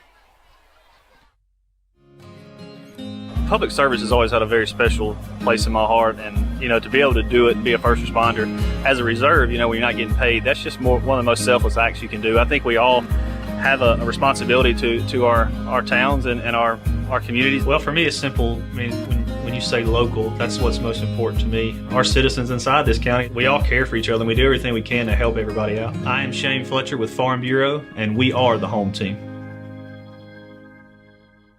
Hello, I'm State Representative Gene Newman, here to share a message to our young people and parents. There are many pathways to success. For some, it's 4-year college, which is great if you have a chosen profession. But there are so many other opportunities to grow and succeed here in Mississippi. Our community colleges, VOTEC, trade schools, apprenticeship programs, and on-the-job training are all top-notch. Believe it or not, there are more than 7 million good jobs available across the country, and most don't require a 4-year degree. I encourage parents to support their kids that have a love for skilled trades like construction, air conditioning repair, auto technicians, electricians, and so many others. We need a diverse work. On 3rd down in the Gulf Coast to go, Jaybird's just going to heave it downfield, and well, if it would have been intercepted, I think we're going to get a late we're going to get a roughing the passer penalty, and Jerry Johnson, Greg Flynn, is laying down on the turf on the 25-yard line as he got smoked by the defensive lineman. That's number 94, Davis Knight, 5'10", 225, and all Pirate attention is on Jerry Johnson as the Pirate faithful collectively holds their breath. Hopefully Jerry just had his air knocked out of him, but a total unneeded hit that time by Davis Knight. Pirates are going to pick up a penalty, but who cares right now? Well, Jaybird just threw it as far down the field as he could. You know, it was a high reward, low risk play, because then even if it's intercepted, that's where they'll take over. And Coach Hunter comes trotting over to talk to his quarterback, who is still laying on the turf. We'll take a break and be right back.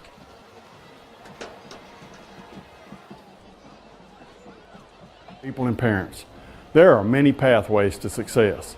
For some, it's 4-year college, which is great if you have a chosen profession. But there are so many other opportunities to grow and succeed here in Mississippi. Our community colleges, VOTEC, trade schools, apprenticeship programs, and on-the-job training are all top-notch. Believe it or not, there are more than 7 million good jobs available across the country, and most don't require a 4-year degree. I encourage parents to support their kids that have a love for skilled trades like construction, air conditioning repair, auto technicians, electricians, and so many others. We need a diverse workforce that can thrive even in tough times like pandemics.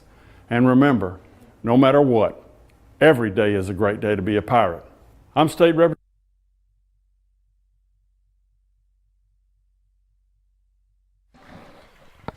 As we come out of this injury timeout, Jaybird is up, and I think he's just a little woozy. You know, don't want to, because I'm certainly no doctor, but he is certainly woozy, as they are going to help him across the field. And in at quarterback will be interesting because Jacob LaFontaine, our backup quarterback, has a broken hand that he suffered in a It was I believe it was the last play of the Morton game, actually. Well, that's right, but they let him play in the JV game. They let him play in the JV game with a cast on his hand, and let's see what happens here. Well, we watched Jay Bird as he's gingerly walking to the sideline under the assistance of Coach Hunter. It will be a Pirate first down. Again, if you missed the call, it was a. It looks like Shoto's going to be in the quarterback. I like that. You keep the ball on the ground. Minute 47 remaining before the half. You got your two most experienced ball carriers, and Jaquavian Shoto and Jamari Thompson in the backfield. Well, we're going to have a first down. It's an automatic first down because of the personal foul. So on first and what was 30, or third down and 30, we now have a first down, and Shoto is going to hand that ball off to Jamari. That's easy. Get into the second level, cross the 40 to the 38-yard line, and it looks like Renaissance Bank is going to move those chains. So we will continue to go quick as Shoto, he'll give that to Jamari again. The train keeps it moving down the tracks and brings the whole defense with him inside the 30. Going to be very close to another first down. Pickup of 9. Clock moving at 1.5 minutes right now.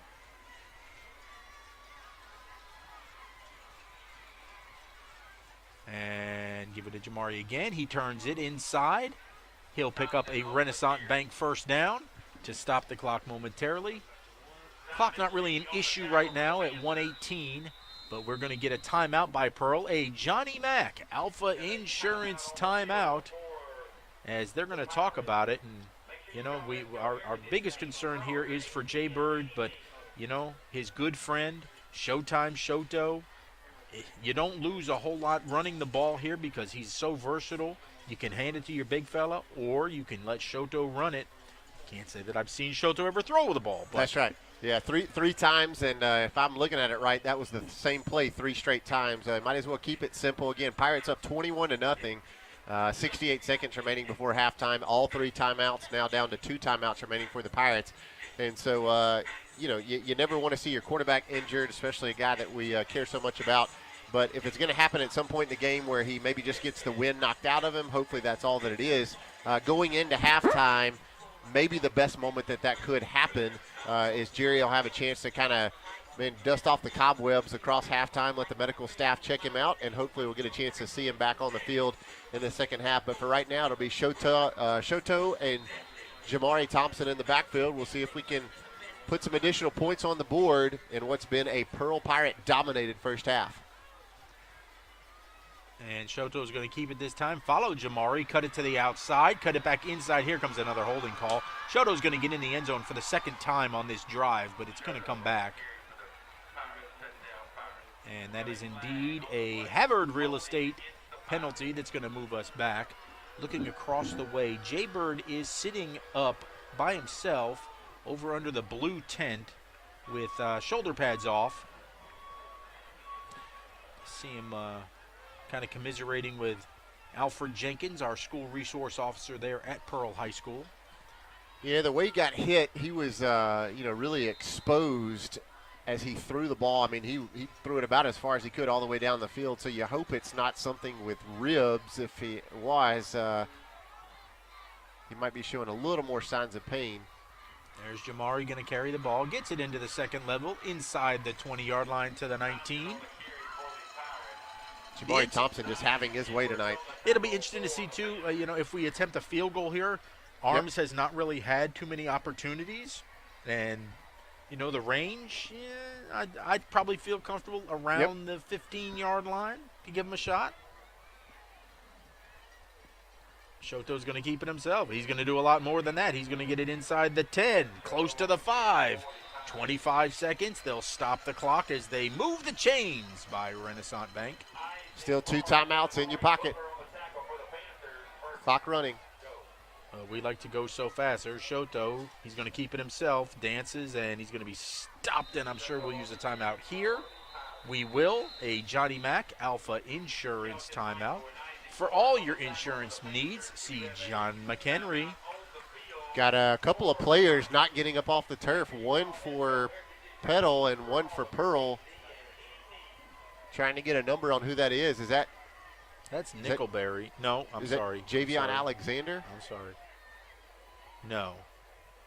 Waiting for him to move. Well, we've got an injury timeout. Let's take a break. Back in a moment.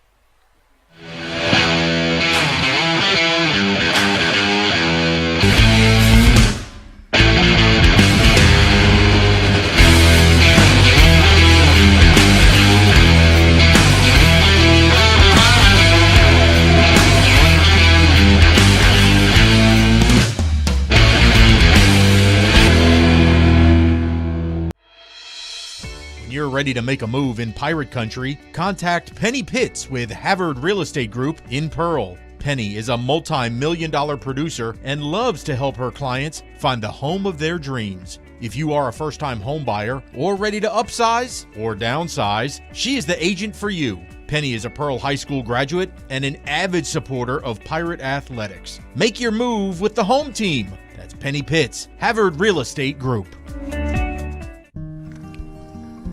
You've heard it said, give a man a fish and he'll eat for a day. But teach a man to fish, he'll come home dehydrated, severely malnourished, and late.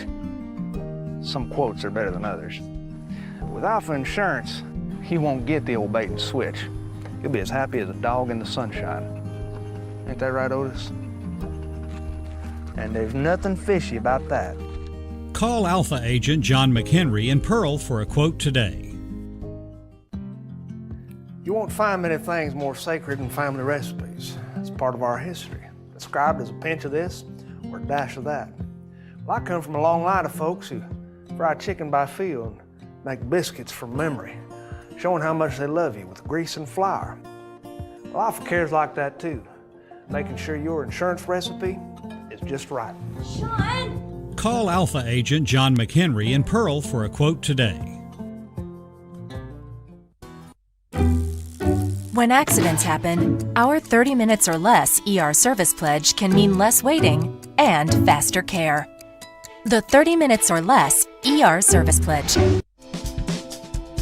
When pirates need a feast, they sail to Mugshot's Grill and Bar. Voted best burger in Mississippi for 13 years in a row, Mugshot's proudly serves fresh, never frozen certified Angus beef. X marks the spot at 2 locations on the map, in Pearl and Riverwind Drive in the movie theater parking lot, and in Flowood on the corner of Airport Road and Lakeland Drive. You can dine in, take out, or order online and pick up curbside. Check out mugshotsgrillandbar.com.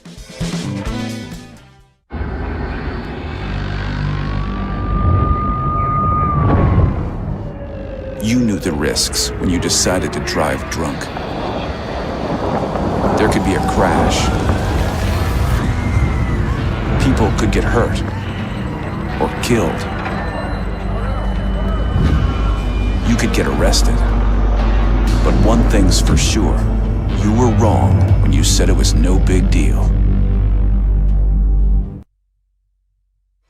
Well, the injured Pirate was Jaquavian Shoto, and he was sitting down on the turf for quite some time. Again, I think that he got popped in the head as well, and he is now walking under his own power to the sideline, kind of pumping up the sideline. And they had brought the medical team out to take a look at him. It initially looked like he had had a cut on his forehead as they were holding a gauze up there. And right now he is talking to the EMTs here at Petal. And I think they want to take a look at it. Jaquavian, one of the smallest guys on this team, but also one of the biggest of heart and one of the toughest, as we watch him over the last 2 seasons take some big-time pops. But so he popped up off the ground. He's pumping up the Pearl sideline, but it was a little bit of an eerie scene there for a few minutes. He's talking to the Pearl crowd as he walks down the sideline. They're going to take him, it looks like, and get him checked out with the EMTs just a little bit more. And so he'll walk off with the Petal folks. Our 2 most dynamic players, Jay Bird Johnson and now Shoto, Jaquavian Shoto, both injured. on this drive. Yeah. Both of them knocked out of the game. And now we're going to see, Greg, I believe Jamari Thompson is going to slide over and play quarterback with Jamari and Turner in the backfield. Well, this is one you never really saw coming on the depth chart. But you trust these guys. And there goes Mr. Turner. The big dog will drive it. Still driving. And we're going to get a flag comes flying in as a Pearl helmet is off. And I'm sure this is going to go against Petal as Ken Harvey's hat came off. Yeah, there had to be some illegal hands to the face or some kind of personal foul of something is Ken Harvey's helmet thrown across the end zone. Here's the question now, Bryant. There's a penalty that's going to put it half the distance, I'm sure. Nope, that's going to be not sure what that signal was. It was against Pearl. It was almost like an illegal substitution call, but so late. Pearl, I believe Pearl's going to burn their final timeout with 2 seconds remaining before halftime. And now you let a field goal. Now you let Cody try a field goal. I think Cody Arm's going to boot this one in and see if we can take a 24-0 lead to halftime. What a weird final few minutes here. Jerry Johnson goes down, gets a hit late on a long pass on 3rd and forever. And then Jacobian Shoto slides over to quarterback. A lot of momentum taking it down to the end zone, and then he gets popped. So Cody Arms will be on to attempt a field goal from the 24, so it'll be a 34-yard attempt for Cody. Out of the hold of Chisholm. Good snap, good hold, kick is up, got the distance, and it is good! Cody Arms comes through with a field goal to give Pearl a 24-0 lead at the halftime horn. Great to see some kind of momentum, Greg Flynn, at the end of a very costly drive as we lose two of our best athletes. We'll try to see if we can get a report across halftime, see how quickly we get those guys back, but good-looking boot from Cody Arms from 34 yards out, and it's been all Pearl Pirates to kick off region play tonight at Petal High School. 24-0, good guys. All right, we will step aside now, and we will come back with the Gene Newman Insurance halftime show. Your Pearl Pirates in front, 24-0 on the road at Petal. Hello, I'm State Representative Gene Newman, here to share a message to our young people and parents.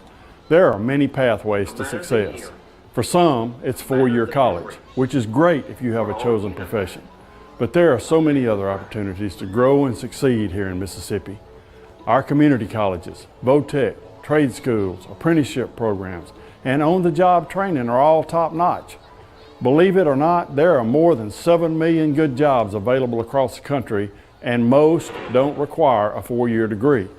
I encourage parents to support their kids that have a love for skilled trades like construction, air conditioning repair, auto technicians, electricians, and so many others.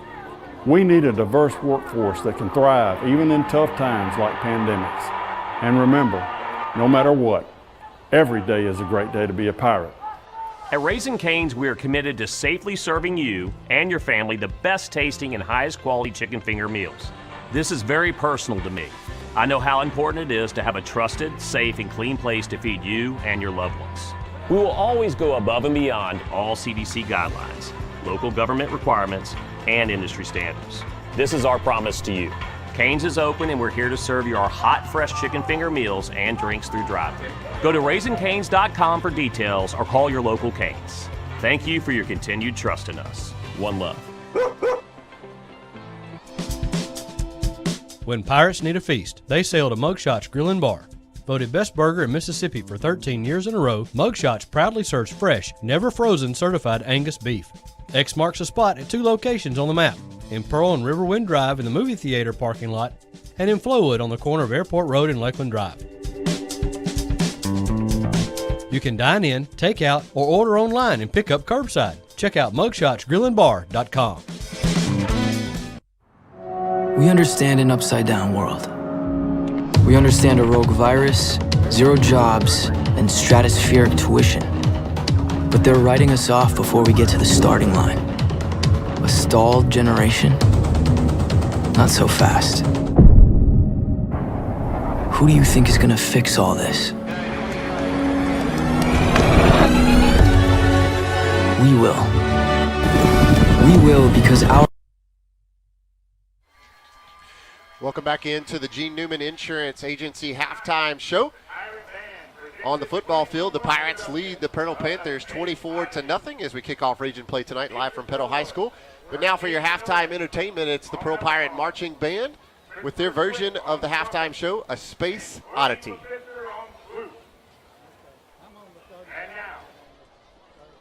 Under the field direction of drum majors T.J. Gregory, Carlos Sebastian, and Elizabeth Sutton, we proudly present the award-winning Pearl Pirate Band.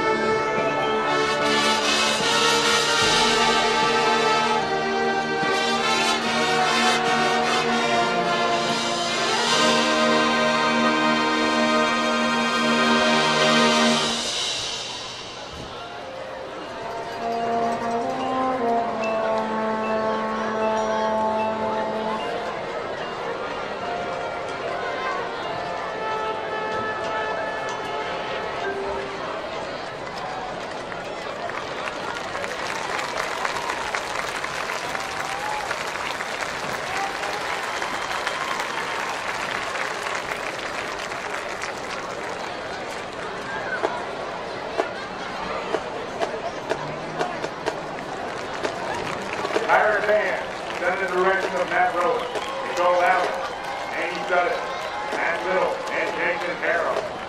Color guard instructors, Lydia George and Becca Keene. Student teacher is Brandon Press. We thank you for your attention. The halftime Space Oddity brought to you by the Pearl Pirate Marching Band. Again, we're live from Petal High School tonight as the Pearl Pirate football team kicks off region play. It's 24-0. Pirates over the Panthers at the half. We're going to thank a few of our sponsors as halftime show continues, and we'll be back with some more scores shortly and the kickoff of the second half. We understand an upside-down world. We understand a rogue virus, zero jobs, and stratospheric tuition. But they're writing us off before we get to the starting line. A stalled generation? Not so fast. Who do you think is gonna fix all this? We will. We will because our future is the future. Because the life we have chosen has prepared us for this moment in history. So we're going to build bridges and hospitals in a day. We're going to save families from disaster and feed those left in the cold. We're going to do all this and more because we have an appointment with destiny. We invite you to join us. The next greatest generation is now. I'm Officer Kyle Carmerdale. And I'm Officer Alfred Jenkins, School Resource Officer with the Pearl Police Department. And our job is to protect students. Here in Pearl, we have zero tolerance for drivers that break school bus laws. There are 4 things to know. Stop at least 10 feet from the bus when it is loading or unloading. Don't move until kids have crossed the street to or from the bus. The flashing red lights are no longer activated. The stop sign on the side of the bus is retracted. When we catch you, you get a ticket up to $750, up to a year in jail, or both. Please pay attention so every student can get to school and home safely. Public service has always had a very special place in my heart, and to be able to do it and be a first responder as a reserve, when you're not getting paid, that's just one of the most selfless acts you can do. I think we all have a responsibility to our towns and our communities. Well, for me, it's simple. I mean, when you say local, that's what's most important to me. Our citizens inside this county, we all care for each other, and we do everything we can to help everybody out. I am Shane Fletcher with Farm Bureau, and we are the home team.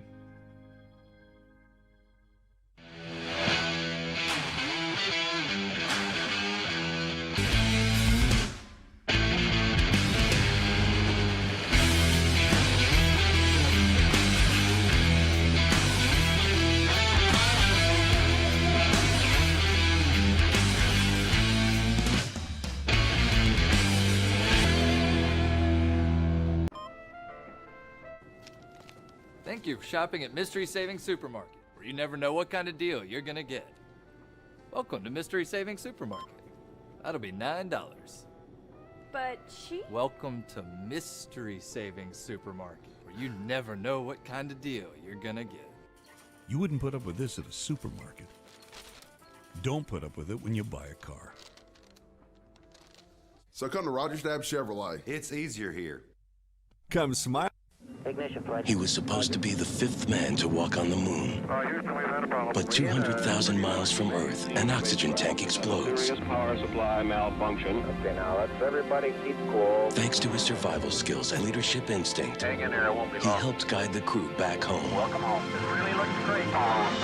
He was Jim Lovell, and long before he wore this uniform, he wore this one.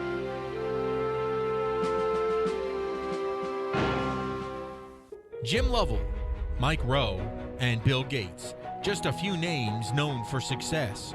All 3 also started their leadership path while serving in the Boy Scouts of America.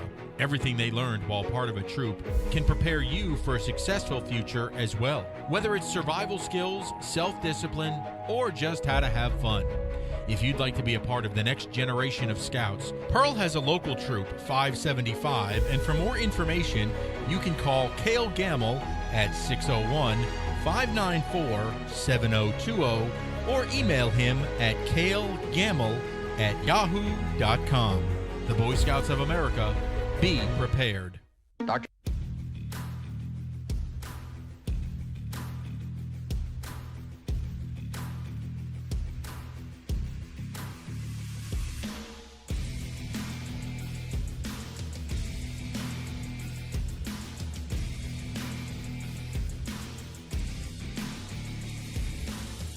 shop, stay, dine, and play at The Connection, Mississippi's retail entertainment destination, located at the intersection of I-20 and I-55 in Pearl.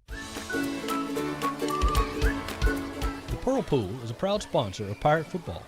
Located in the heart of the city, 3500 Dawn Drive, the Pearl Pool offers everyone a safe, convenient place to swim and host parties. Affordable memberships are available, and walk-ups are always welcome.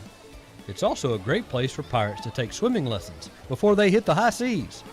And when the temperature heats up, make plans to cool off at the Pearl Pool. At Raising Cane's, we are committed to safely serving you and your family the best tasting and highest quality chicken finger meals. This is very personal to me. I know how important it is to have a trusted, safe, and clean place to feed you and your loved ones. We will always go above and beyond all CDC guidelines, local government requirements, and industry standards. This is our promise to you.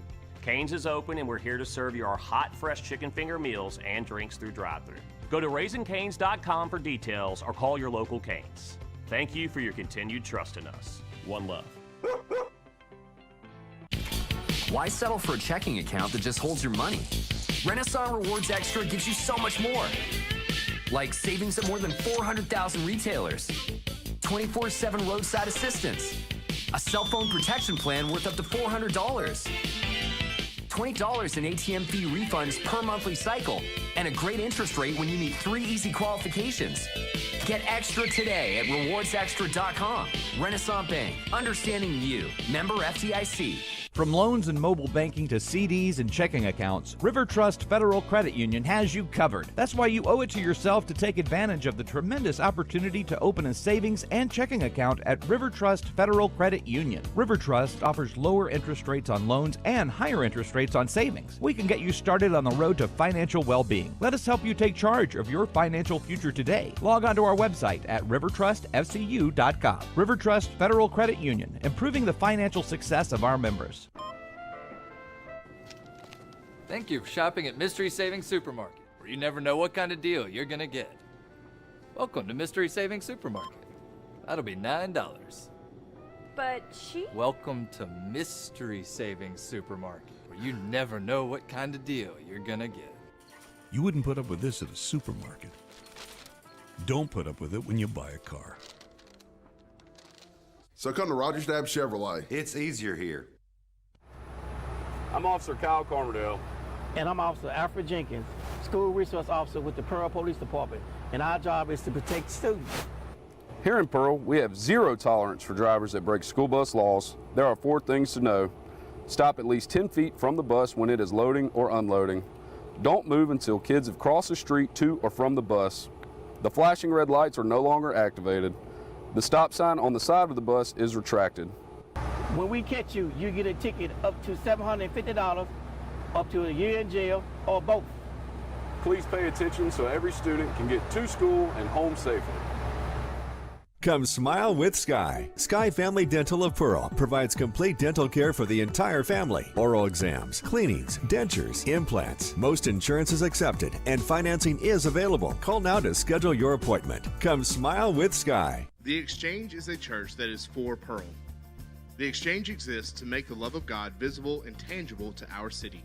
Whether it's gifts and prayers for our teachers and students, acts of service for those in need, family-friendly activities for our city, Thanksgiving meals for families, encouragement for the next generation, or hope when people need it most, the Exchange is for Pearl.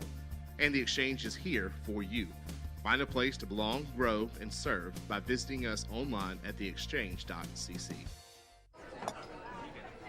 You've been putting back a few, and a few becomes a few too many. For a moment, you think about calling for a ride. Nah, you live nearby. What's the worst that can happen? You get pulled over, your insurance goes up, you lose your license, you total your car, you kill someone.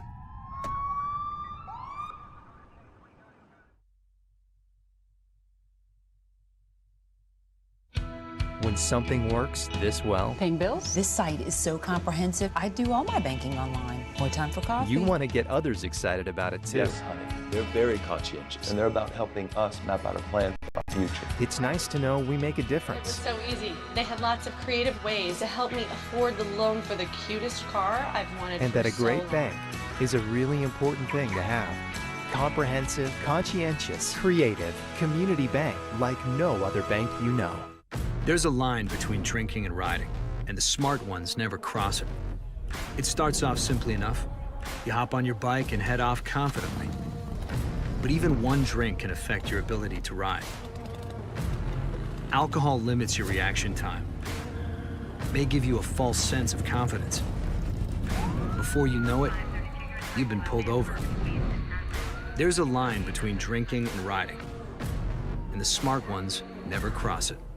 Elite Physical Therapy wishes all the players a healthy and successful football championship season. Elite is proud to serve the local communities with multiple locations providing secure outpatient therapy and sports medicine services. Our centers specialize in post-op rehabilitation, manual therapy, concussion management, and orthopedics, providing patients convenient scheduling and access to care within 24 hours. If you suffer from an injury, visit myelitept.com to find a center near you. That's myelitept.com. Elite Physical Therapy, proud to serve the state of. Welcome back into the Newman Insurance Agency halftime show, where we're live from Petal High School. Bryant May, joined by Greg Flynn and Professor Roy Harper, where the Pearl Pirates lead the Petal Panthers in the first game of region play here in Region 3-6A. Pearl Pirates 24, the Panthers nothing, as we're here at halftime getting ready for the second half. Just about 2 minutes remaining before the second half kick. We'll bring you some other scores as everybody moves into region play tonight across the state of Mississippi, and specifically the region that we keep our eye on here in Region 3-6A.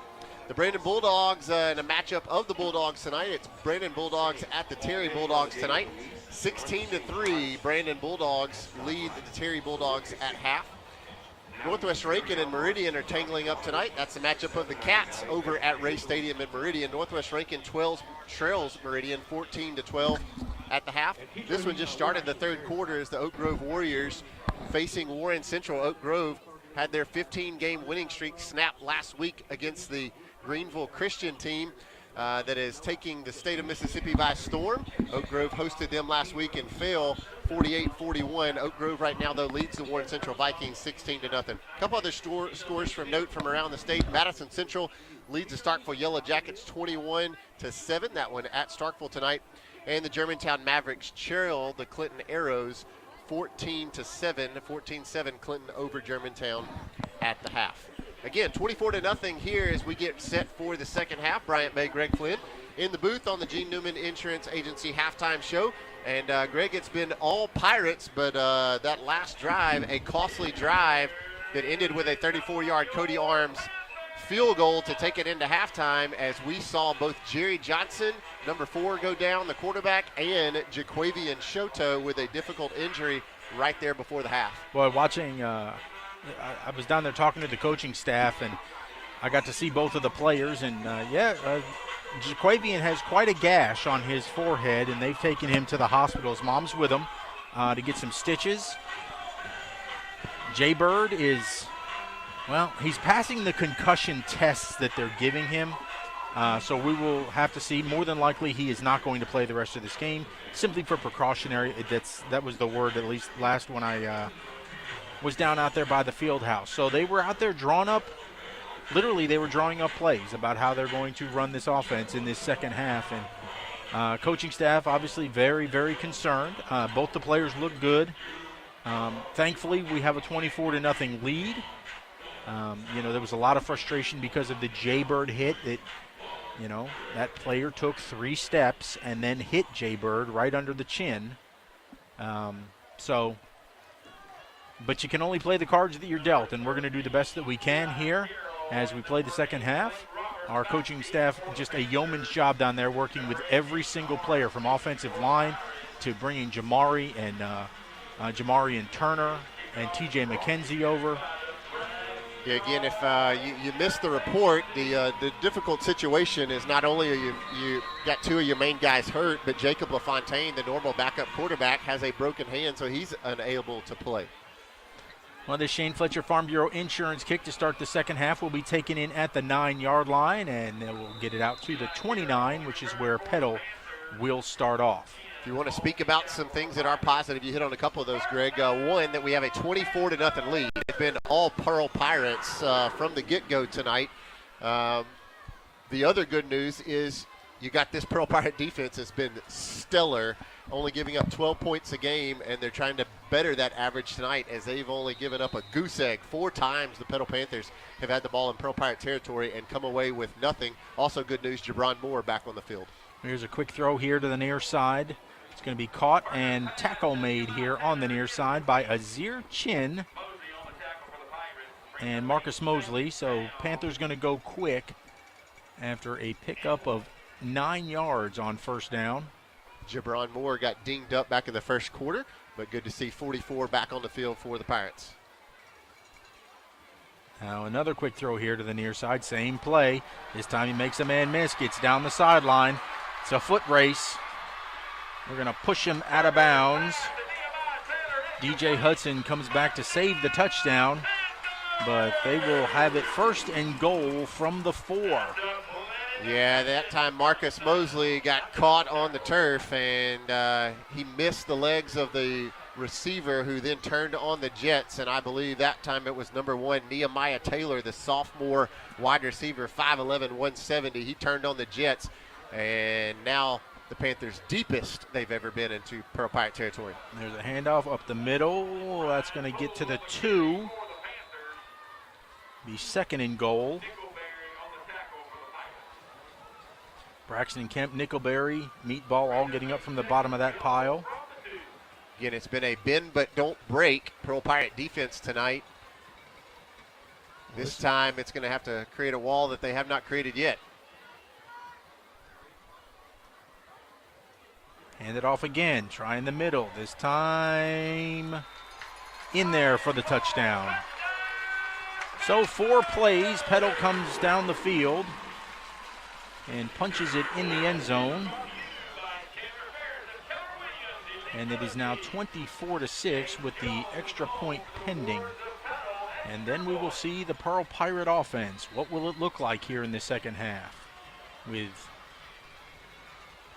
what I assume is no Jay Bird, and definitely no, there is no Shoto. That extra point is up, and it is no good. No good. 24-6. So we'll take a quick break, and then we'll see this Pirate offense. Hey, hey, hey, it's a beautiful day in Georgia blue. Just like a home-cooked meal, how mama makes you feel, that's what we do. Oh, yeah. The time is now to make memories with all your friends. We'll be looking for you, so y'all come on in. This family around here, it's Georgia blue. All right, welcome back. We are about set for the Shane Fletcher Farm Bureau Insurance kick following the Petal touchdown that has closed the gap to 24-6 with 10 minutes and 38 seconds to play in the third quarter. Earlier in the game, Petal chose to go with that pooch kick. Jerry Johnson was one of the men back at that point. Looks like this time Petal Panthers going to boot it perhaps deep. Justice Moore, Jamari Thompson, your 2 men back deep. And this one will carry to the 1, and Justice has it. He will bring it out, gets it over the 20, then runs into a wall of Panthers, and he'll get it to the 23-yard line, which is where the Pirates will set up shop. Now perhaps one of the most interesting calls that Justin Hunter will make all season. Who goes in at quarterback? Well, at the end of the half, we saw it was Jamari that was handling the ball, and it was simply pick the right hole. And it looks like we will continue to see the Jamari show. Yes, it is on Jamari. He is sure-handed. He is a senior. He knows this offense, and he will be joined in the backfield by Jamari and Turner. On first down, Jamari's going to keep it himself. He'll go to the left side. He's got room across the 30 to the 35 to the 40. Across midfield to the 40. He's still going. Will they catch him? Jamari gets Pushed out of bounds at the 1. Oh, Jamari, what a run. Just like Justin Hunter drew it up all week long, put number 1 in at quarterback and let him run 77 yards, pushed out at the 1-yard line. And what can you say about the resiliency of this Pearl Pirate team and the senior leadership of Jamari Thompson? Let one take it in right here. What about the T-Train on the express route? And he's going to keep it again. Puts his head down. Jamari the T-Train in there. 2 plays, Jamari Thompson, touchdown. And if you were to tell head coach Justin Hunter that you would be without Jerry Johnson, you would be without Jaquavian Shoto to start the second half, no Jacob LaFontaine, the backup quarterback, and you had 80 yards to go, and you told him you'd score in 2 plays, I don't think he would have believed you. But that time, all on the legs of Jamari Thompson. Let's give credit to that offensive line for opening up holes, and it's 30-6 Pirates. So the Raising Cane's touchdown by Jamari. Now arms on for the extra point. It is up, and it is good. With 10:03 to play, the Pirates now extend the lead back out to 31-6. Dad, come back. Dad, sorry, Andrew. Dad, come back. Man, this thing's so real. Okay, all right, take a seat, Speed Racer. But this thing drives so great. But the real thing's even better at the Honda Summer Sales Event, like this 2021 Honda CR-V or this 2021 Honda Accord LX. So come to Bob Wade Honda and let's get you a deal. Oh. What conditioning by Jamari Thompson after he ran nearly 80 yards. Usually he'd get to go out and take a breath, but he had to stay in there. They kept it, and he ran it in for the touchdown. Now you can deserve your rest. The Shane Fletcher Farm Bureau Insurance kick is up and will bounce out of bounds, so Petto will get this ball at the 35-yard line. But, man, let me tell you something. Jamari is a big fella, and he's lost some weight down to 230 pounds, but I think that was sheer will that got him down the sidelines, and to stay in the game and then punch it through into the teeth of that defense was simply spectacular. Yeah, this Pearl Pirate offense can really do no wrong tonight. The worst wrong they've done, and it's not on their part, was the injuries that happened there on that final drive to Jerry Johnson and Jaquavian Shoto. You had both your players get hit in the head, for crying out loud. Yeah, I'm not saying they did it wrong, but it's the only thing wrong that's happened to them. No, on the same drive. It's just unbelievable. They both go out with head injuries. But then to respond that way to kick off the second half, unbelievable. And now you put it on the backs of this Pearl Pirate defense. It's been so solid all night long and all season long. 1st and 10 for Berger from the 35. He's going to do that same play. It's been working. They want to see if it continues to work. I think somebody might have got a hand on a face mask. I don't see a flag, but it's going to be another good gain out past the 40 to the 41. Tackling a little better that time by the Pirates than last drive, where Petto was able to break it down and finally put their first points on the board. Azir Chin, as you called his name out, Greg, earlier, he comes over from offense to defense. Azir only a junior, and he's filling in for the injured Jaquavian Shoto from that safety position. Handoff up the middle, going nowhere as Austin Knight crashed in, as did Nickelberry, as did Tristan. So it will be a Pearl Pool 3rd down and 5 after the loss of 1.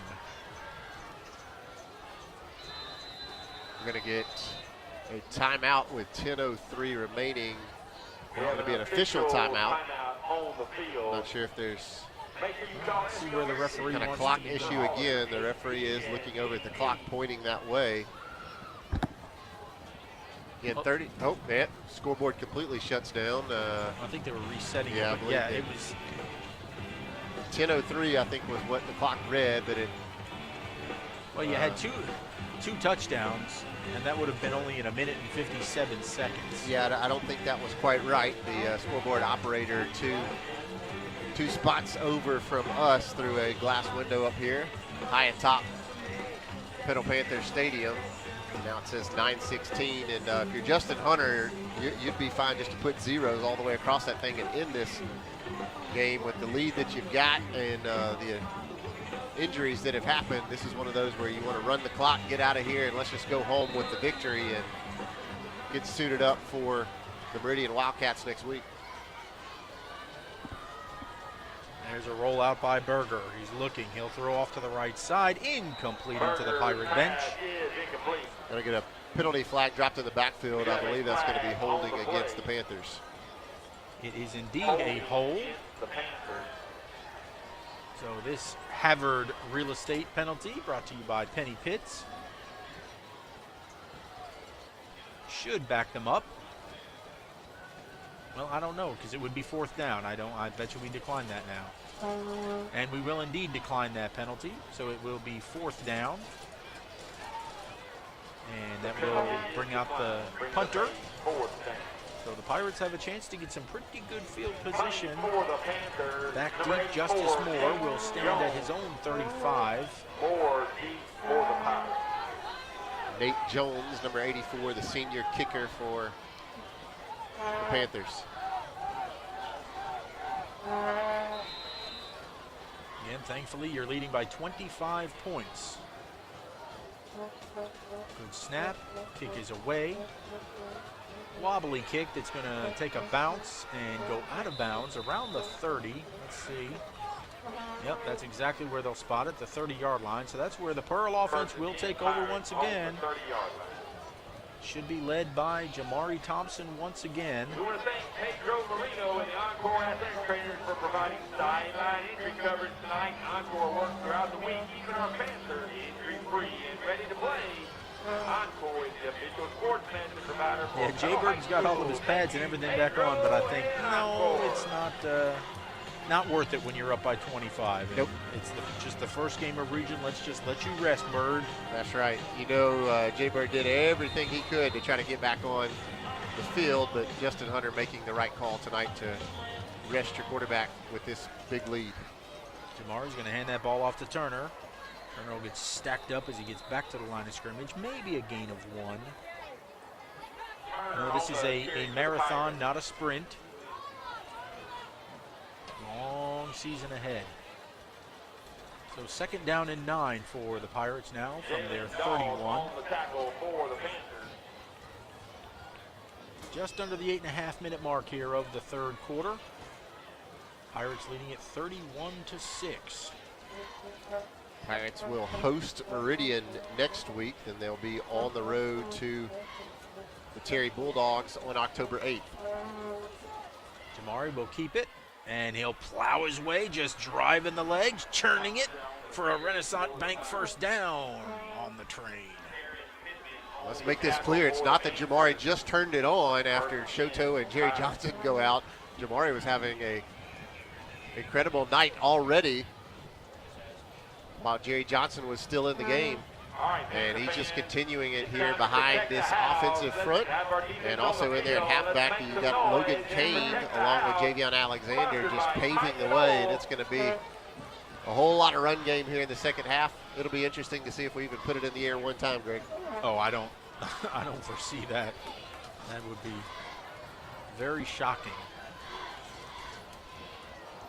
There's a handoff to Turner. He's going to get tackled behind the line of scrimmage, loss of 2 on the play. You also notice we love to go fast, but not anymore. Jamari is using every second of the play clock to burn as much clock as we possibly can to shorten this game. Even here on this 2nd down and 12, play clock is still at 20. You know, usually they like to run plays every 6 seconds. Yep. Now let's take 30 seconds. The Pirates literally with 8 guys across the offensive line. 8 guys, 1 wide out, 2 in the backfield. Jamari's going to keep this one himself, put his head down. He'll get the yardage back to the original line of scrimmage. Looks like Connor Foy, 73, the guy who lost his helmet on that play right there, and he's your center, so he'll have to come out. And now in at center, I believe that's number 53, Caston Channel. the sophomore, who will have to check in and snap the ball here on third down. So a Pearl Pool, third down and 10. Once again, just burning as much clock as they can. Play clock now at 15. Probably snap this ball right at the 6-minute mark.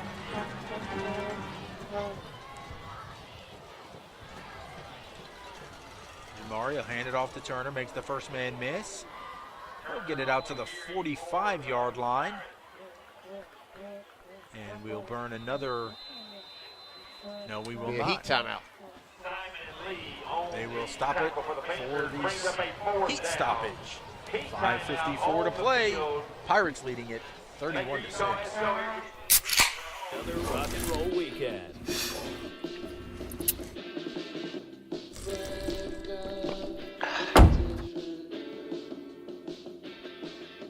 Burgers, better with Pepsi.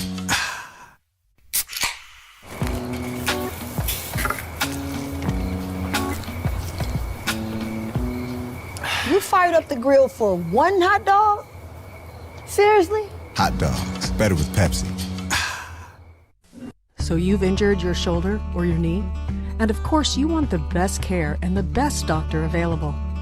The doctor on the left treats shoulders and knees and ankles and hands, while the Mississippi sports medicine doctor on the right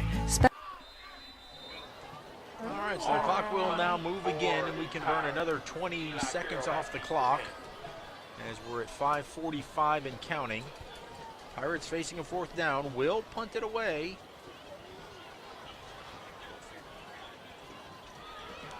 Good snap to Arms. He's going to get that great punt away this time.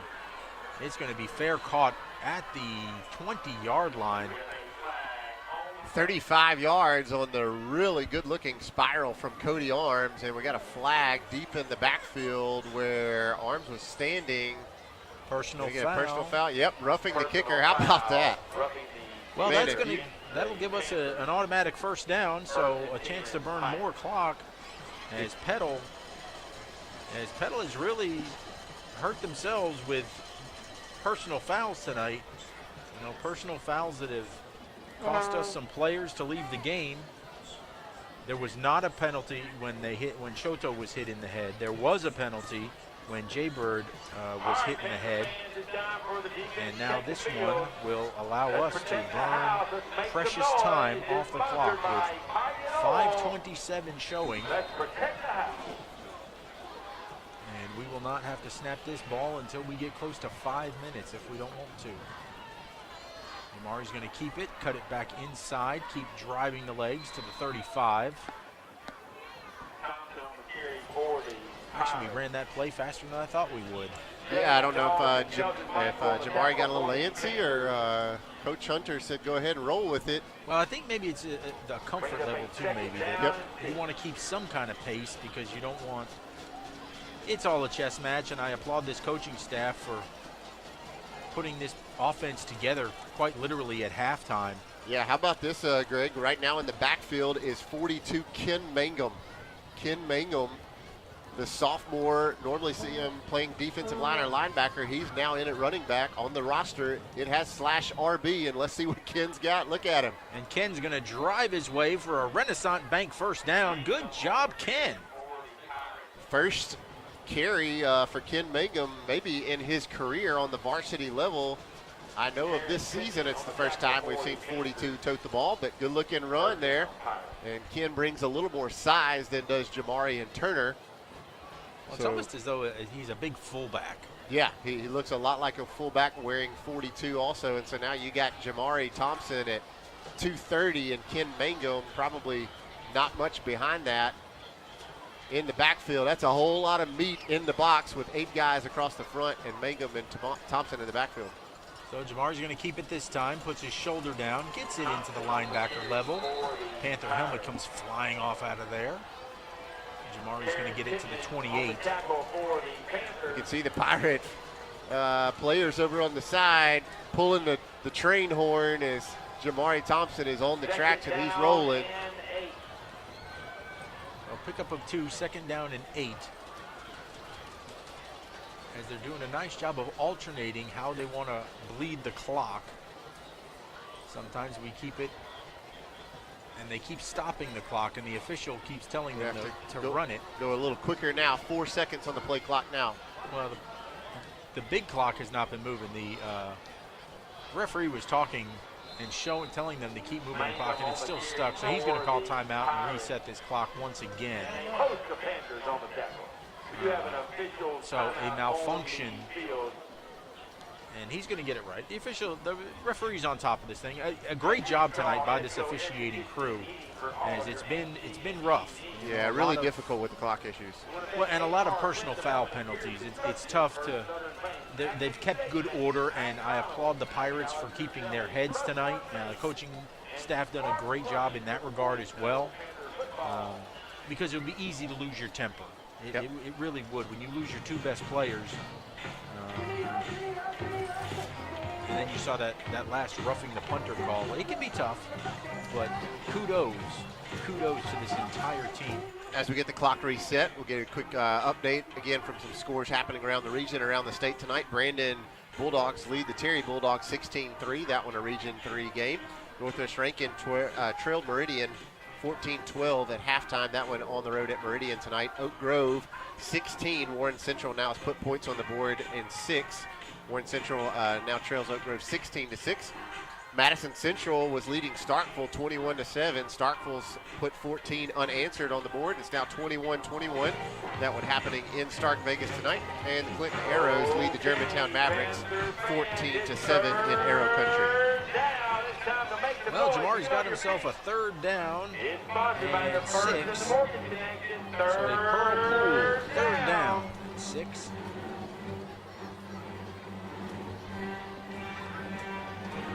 Mangum still in the backfield.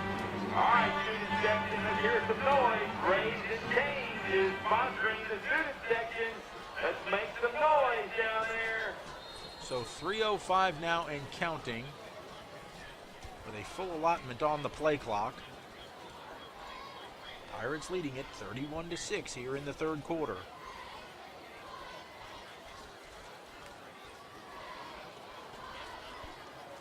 Now Jamar's really bleeding this clock down. Give it off to Ken. Ken's going to drive it inside the 25 to the 23, so it will be 4th down and 2 to go. Interesting to see what we decide to do here. Yeah, it looks like we'll leave the offense on the field rather than going for another Cody Arms kick. Yep, bringing an additional offensive lineman. I believe that's going to be number 71, Jacob Simpson. 77, okay, apologize. That's Jalen Jackson.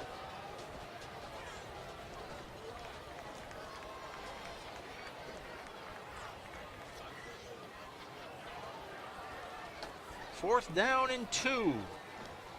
Jamari will keep it himself. Jamari into the middle, into the second level. Jamari!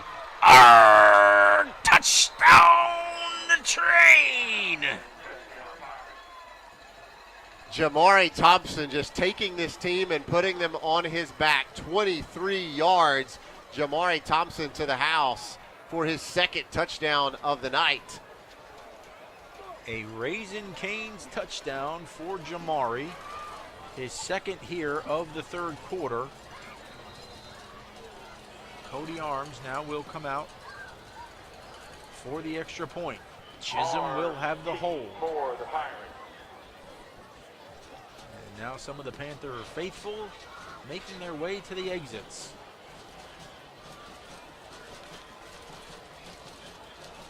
Good snap, good hold. Kick is up, and it is perfecto. Pirates now lead at 38-6 with 1:42 to play in the third quarter. So you've injured your shoulder or your knee? And of course you want the best care and the best doctor available. The doctor on the left treats shoulders and knees and ankles and hands, while the Mississippi sports medicine doctor on the right specializes in one body area and one area only, treating thousands of patients a year. Trust your medical care to one of our true specialists. Mississippi Sports Medicine. We specialize for you. We are are back here at Petal High School. Greg Flynn, Bryant May, and the Professor Roy Harper is here.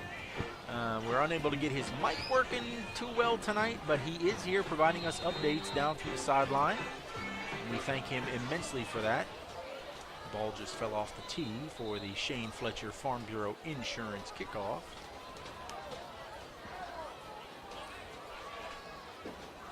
Re-kicking for the Pirates.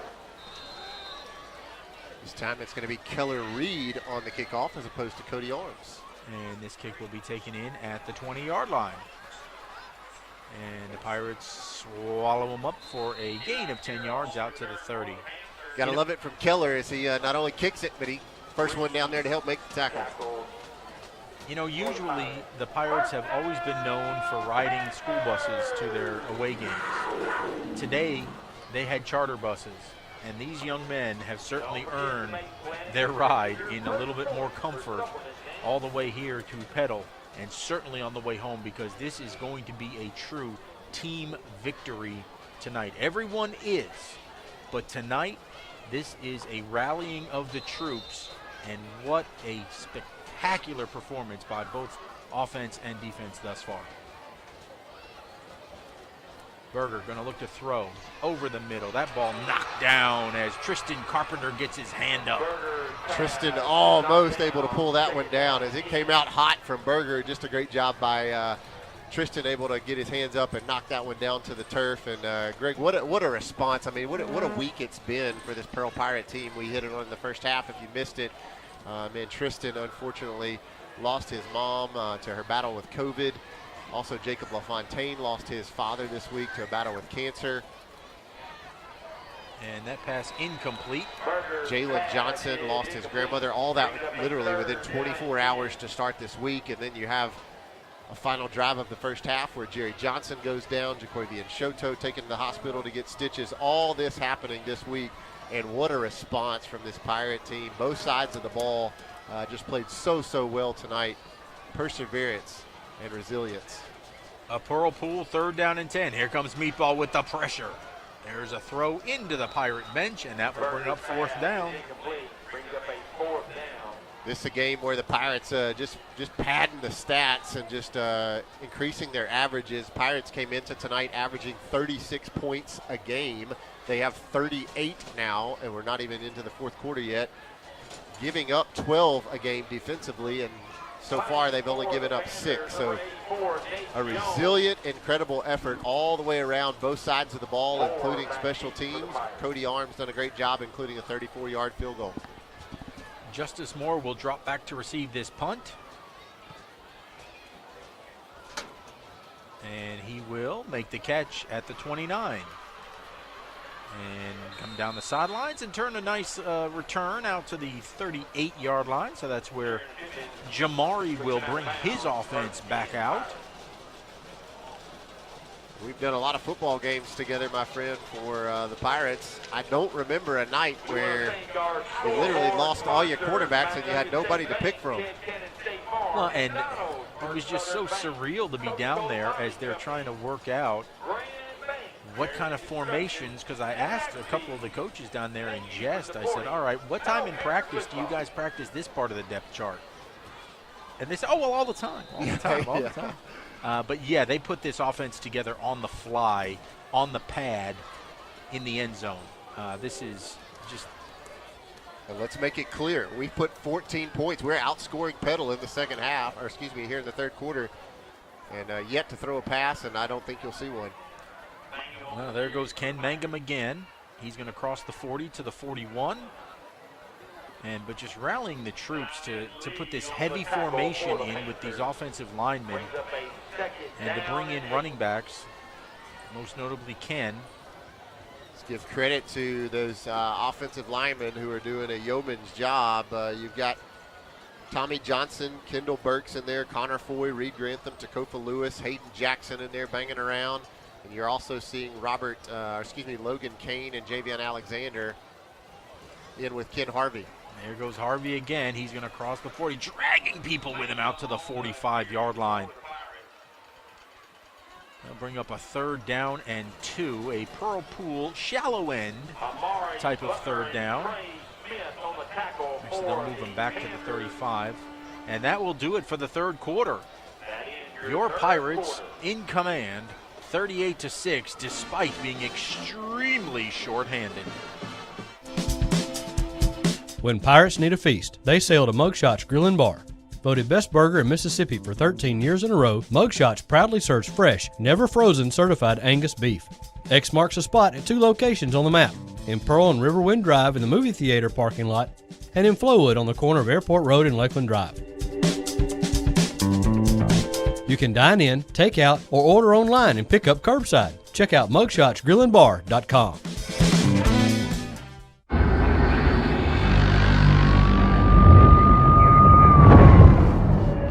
You knew the risks when you decided to drive drunk. There could be a crash. People could get hurt or killed. You could get arrested. But one thing's for sure, you were wrong when you said it was no big deal. We are back for the fourth quarter.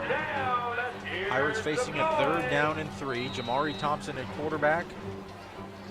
Ken Mangum at running back. Give it to Ken. Second effort, leans the ball out. He's going to be shy of the first down.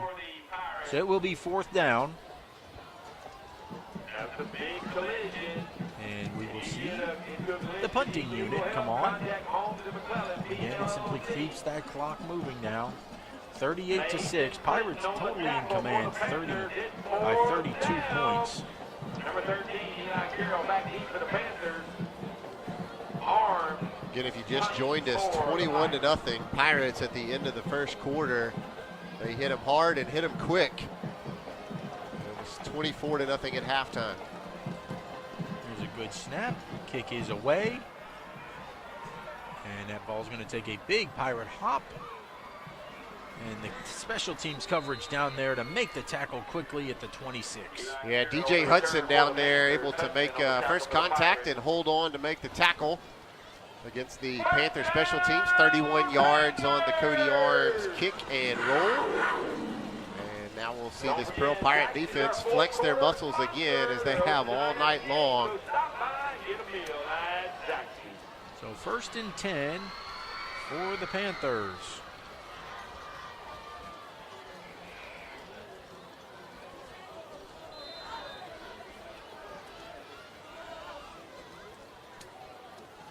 Berger to throw, short pass here to the near side. Run after the catch is going to be pretty big, crossing the 40 out to the 44. They'll give him the 45-yard line. It'll be a first down for Petto. That has really been all of the offense tonight for the Panthers, is those quick little wide receiver screens. They're every once in a while working a little 5-8 yard slant route. Get a sophomore quarterback leading the Panthers tonight, Caden Berger. There's a handoff up the middle into the second level. And we're able to make the tackle. Little help from the turf. But the Panthers will have a first down at the 33-yard line. That time it was Ryan Poole right up the gut. Just as quickly as I say, they've been living in the flat. Poole finds a seam and takes it into Pirate territory. Looking to throw. He's going to be flushed. He's going to keep it and tippy-toe down the sideline. We push him out of bounds. Jabron Moore and Braxton Kemp over there. Jabron, little extra jawing over there, but fortunately, he gets his wits about him once again. 9:55 to play in the game. Pirates leading it 38-6. Berger's going to throw again. Quickly, that ball tipped in the air. And there's that man again, Jabron Moore, number 44. What a great season this guy's had and how much he's advanced over the first month of this season. Only a junior, and Jabron can put his hand in the ground and play defensive end. He can drop back and play a little linebacker. That time he pops up from the defensive end spot and knocks down the Berger pass. Well, Berger's going to keep it himself this time, coming here to the near side. He'll step out of bounds. Good play call there by head coach Alan Glenn as Berger on the bootleg, and he was all by himself. Nobody was there. Berger, a good-looking athlete, just young and inexperienced, and only a sophomore. He'll step out of bounds at the 18. Be a first down for Petal. Clock stopped at 9:42. The handoff going up the middle into the second level. And he's going to gash his way into the end zone for a Petal touchdown. 20 yards out for Ryan Poole. He's tied for the leading ball carrier on the year for Petal, and that'll be his second touchdown of the season. Excuse me, third touchdown of the season, second touchdown of the night from 20 yards out. So last time Petal scored, they missed the extra point. Let's see how this one turns out. High snap. Kick was blocked, and they missed it again. Our team continues to shine. The special teams coming up with a blocked extra point that time. It is 38-12 now with 9:30 to play here in the fourth quarter. You know, it's been 10 years. 10 years I've been on Pearl Broadcast. 11 years now on Pearl Broadcast, and this is honestly the most satisfying win that I've seen. I hate it that we have two players that were injured. Jay Bird with a possible concussion, and Shoto Jaquavian having to go to the hospital to get stitches on his forehead. I hate that, but this has really rallied this team, rallied this coaching staff, and this is just such a great performance by these young men. Every team that's really done anything great, whether that's a Super Bowl, a college championship, or even a high school state championship, you have to endure adversity. That's the message that if you're a coach, you preach from the beginning of the season. This is one of those adversity nights, and I would say the Pirates have responded with an A+ response. Oh, risen to the occasion, absolutely. Try an onside kick, and they were offside, so they'll have to do this one again. But you know, just the whole thing with, you know, Jamari Thompson having to come in at quarterback and learn the offense that they were running so quickly. Just such a great performance. Can't say enough about it. There are no expletives enough to describe this this effort tonight.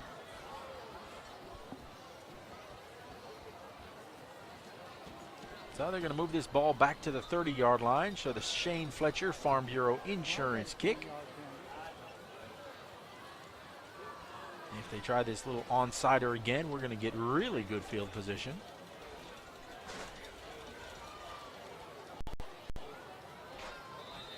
Going to be another official timeout. I'm not sure what they're discussing or trying to figure out. No signal here that there was a timeout called either way. I think. Oh yeah, they backed it up 5 yards too far. Yeah, they gave him a 10-yard penalty instead of a 5-yard penalty.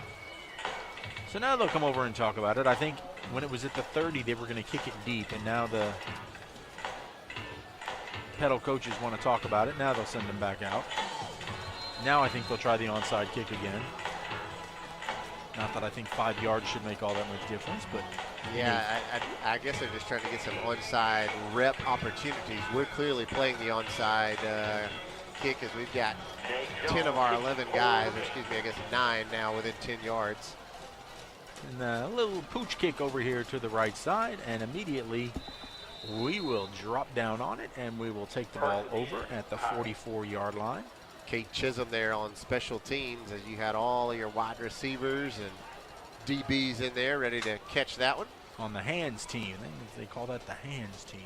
Okay, Panther fans, it's time. So the Pirates take over, 9:25 to play in the game, leading at 38-12. Again, this is brought to you And this is a very sweet, bittersweet region opening win, I believe. Protect the house for our defense.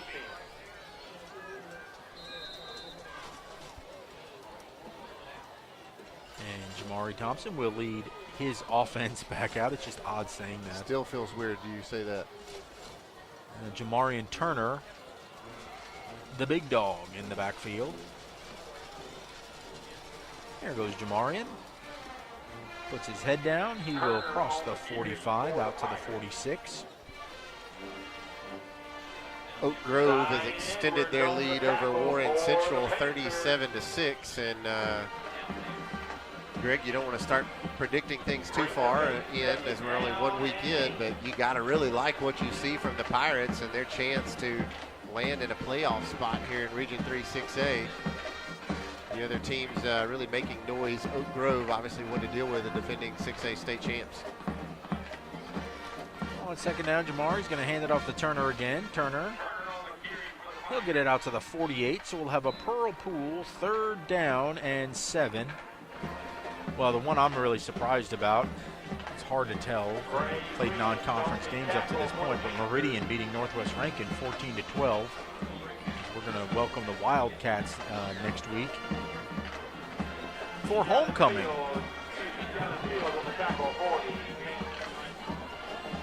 I know these Pirate fans, we've had several make the trip down here, but I know, man, after what we went through tonight, they're going to be rocking the Ray next week. Another handoff to Turner. Bounces it to the outside, cuts it back in. Turner on the carry for the Pirates. He will be stopped at the 48. No gain on the play. They'll give him a gain of a yard, actually. So it'll be 4th down, and we will punt it away. Again, just wanting to burn this clock and doing a successful job of it. Now at 7:40 and counting. Arms will come in to boot this thing away. Nehemiah Taylor, the sophomore wide receiver defensive back, dropped back deep for Panthers.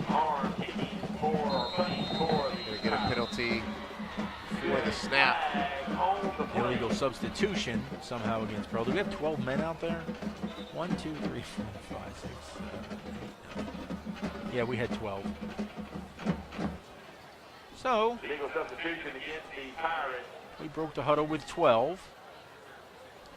The extra player runs off. And now we'll do it just from 5 yards back.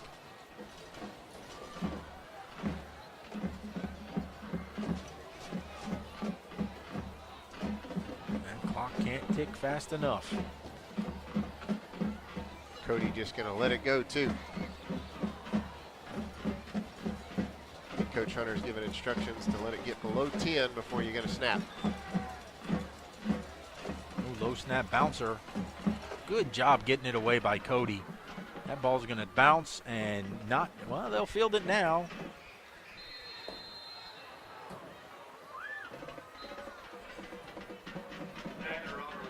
Panthers will keep possession of it at the 17-yard line with 6:40 to play. Again, your Pirates leading at 38-12. Cody's done a great job tonight on 2 different punts. One in the first half where he had 4 Panthers in his face. That time picks the ball up off the turf and able to almost keep it in rhythm, gets that boot away, and after the roll, that will net almost 40 yards. Put the Panthers with over 80 yards to go in an effort to try to put some more points on the board. Again, Pirates leading 38-12 here in the first game of region play. Just want to make them take as much time as possible to try and get down the field. Berger looking, pump fakes. Now he's flushed. We'll throw it along the sideline and hit and put out of bounds immediately. Austin Knight on the hit. Be a pickup of 5.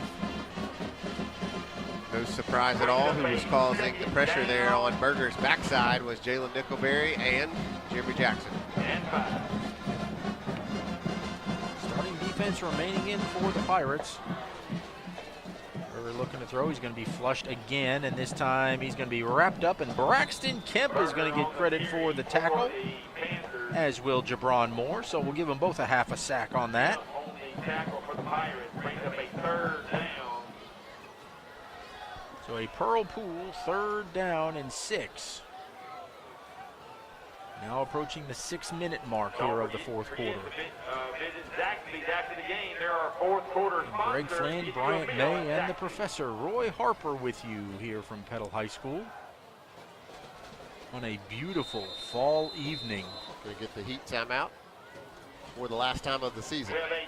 We'll take one with them. 5:53 to play in the ball game. I'm State Representative Gene Newman with a message to young people and their parents. There are many pathways to success. For some, it's a regular college degree. But so often I see students and their families get in financial trouble by taking out huge student loans for college degrees that they will never be able to pay back. The degree programs they are pushed into are governed by rules designed to benefit the colleges and the loan programs, not the students. College doesn't guarantee a good high-paying job. If a student hasn't decided what career they want to pursue, please look at the community colleges with so many different programs and degrees. Don't start out in life with a huge college debt hanging over you. I want to see every pirate find their way to a successful career because every day is a great day to be a pirate. On 3rd down, Berger looking to pass. He's going to be flushed. He is going to, well, that's got to be intentional grounding. Absolutely is. Jabron Moore, he was initially pressured by Jeremy Jackson, and Jabron was all up on his grill and forced him to throw it away, and that was intentional grounding.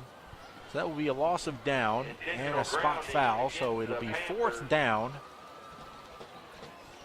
Back at the 14-yard line.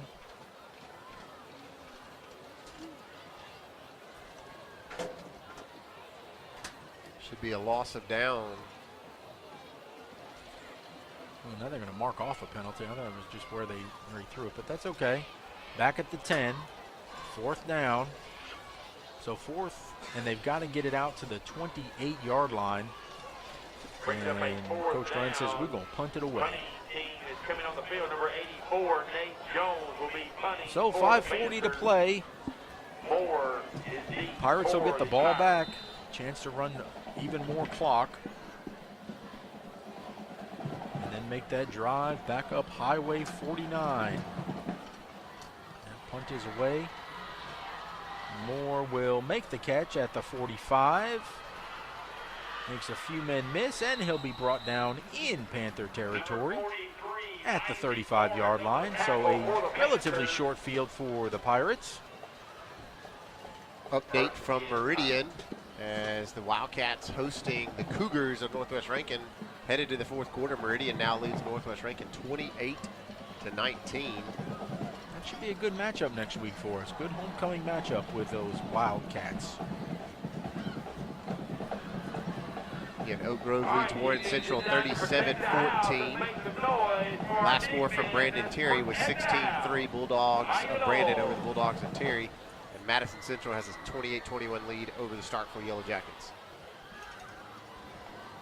Well, Jamari Thompson's going to hand the ball off. Now TJ McKenzie is in the game at running back. Again, much more like a fullback. And we're going to get an immediate timeout. Not sure what that is. Davis Knight and Trey Smith on the tackle for the Panthers.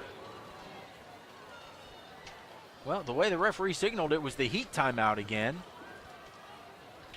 But I thought we just took that. Yeah, well, the PA announcer calls it another Heat timeout, so maybe that was a team timeout that we missed a moment ago. 5:16 remaining. We'll have 3 timeouts on the scoreboard. Either way, they must think it's overly hot. It's actually quite chilly down here in the Pine Belt tonight.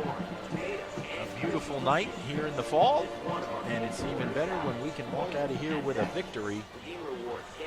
We wish our best to Jaquavian Shoto, who he and his mom took a ride over to the hospital as he's getting some stitches on his forehead to close a pretty big gash he had there. And it's good to see Jerry Johnson walking around on the sideline, back in full pads, carrying his helmet. wanting to go back in, but you know what? When you see the way this final score worked out, it's all just fine. And Jay Bird, you can just rest yourself because he was really knocked a little woozy there in the first half. Second down and 8 now for the Pirates. And the ball off to McKenzie.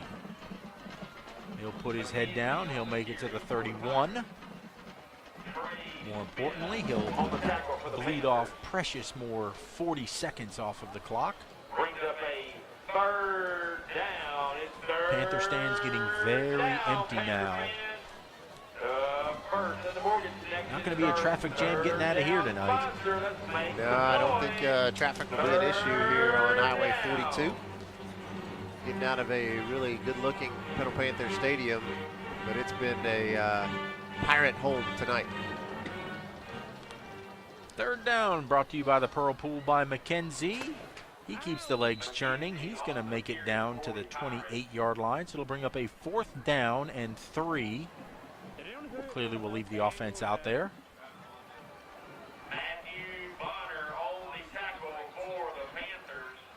Again, approaching 4 minutes. 4 minutes to go in the fourth quarter. Pirates in front 38-12.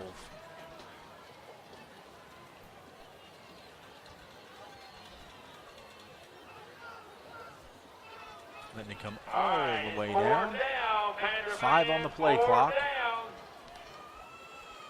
Panthers looked off sides, and it looks like we're going to pick up the first down right where he needs to get, so that should be a Renaissance Bank first down, and it is. Good hard running by T.J. McKenzie. Coming in, checking in, and second effort there, spinning off a couple of Panthers and taking it down to the 25-yard line, which was the yard to gain, and he'll check out, get a breather, and we'll see Jamari and Big Dog Turner check into the backfield. Hayden Townsend comes in to play offensive line. Also going to get Caston Channel checking back in at that center position to rest up Connor Foy. Jalen Jackson comes in on the left side as well.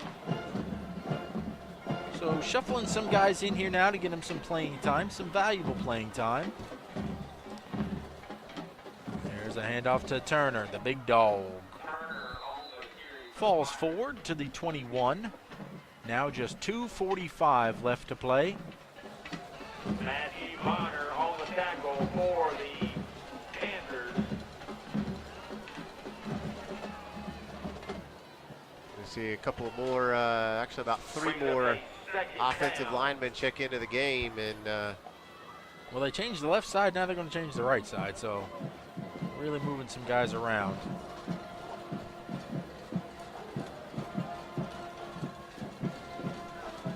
There's a run by Turner. He'll make it just to the 20-yard line. Now approaching the 2-minute mark. The Panthers on the tackle.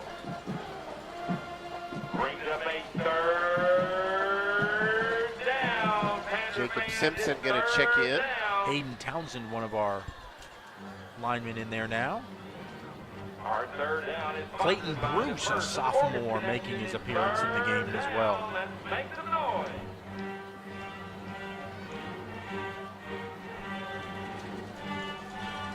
Not that we're going to throw the ball, but Jason Harris, number 87, a sophomore wide receiver, split out wide. There's a run by Turner, big hole up the middle. Oh, it was there for just a second. And he's going to move the chains with Renaissance Bank, but he was so close to busting that. Yeah, you saw the explosiveness of Jamari and Turner right there on that play. Grabbed just at the last second. Jamari Thompson going to run off over to the side and get a direct play call from Coach Justin Hunter. Wonder if we'll take a little victory formation, or will we hand it back off to Jamari and Turner and let him see if he can punch one in with under 60 seconds remaining here on the road. Probably, yeah, this should be the one. We're at 1 second. Yep. And Jamari takes a knee, and that should do it. Yes, we're under 40 seconds, so that will be it. Don't have to run another play now, as the Pirate coaching staff looks about ready to come back across. The play clock is still not started yet.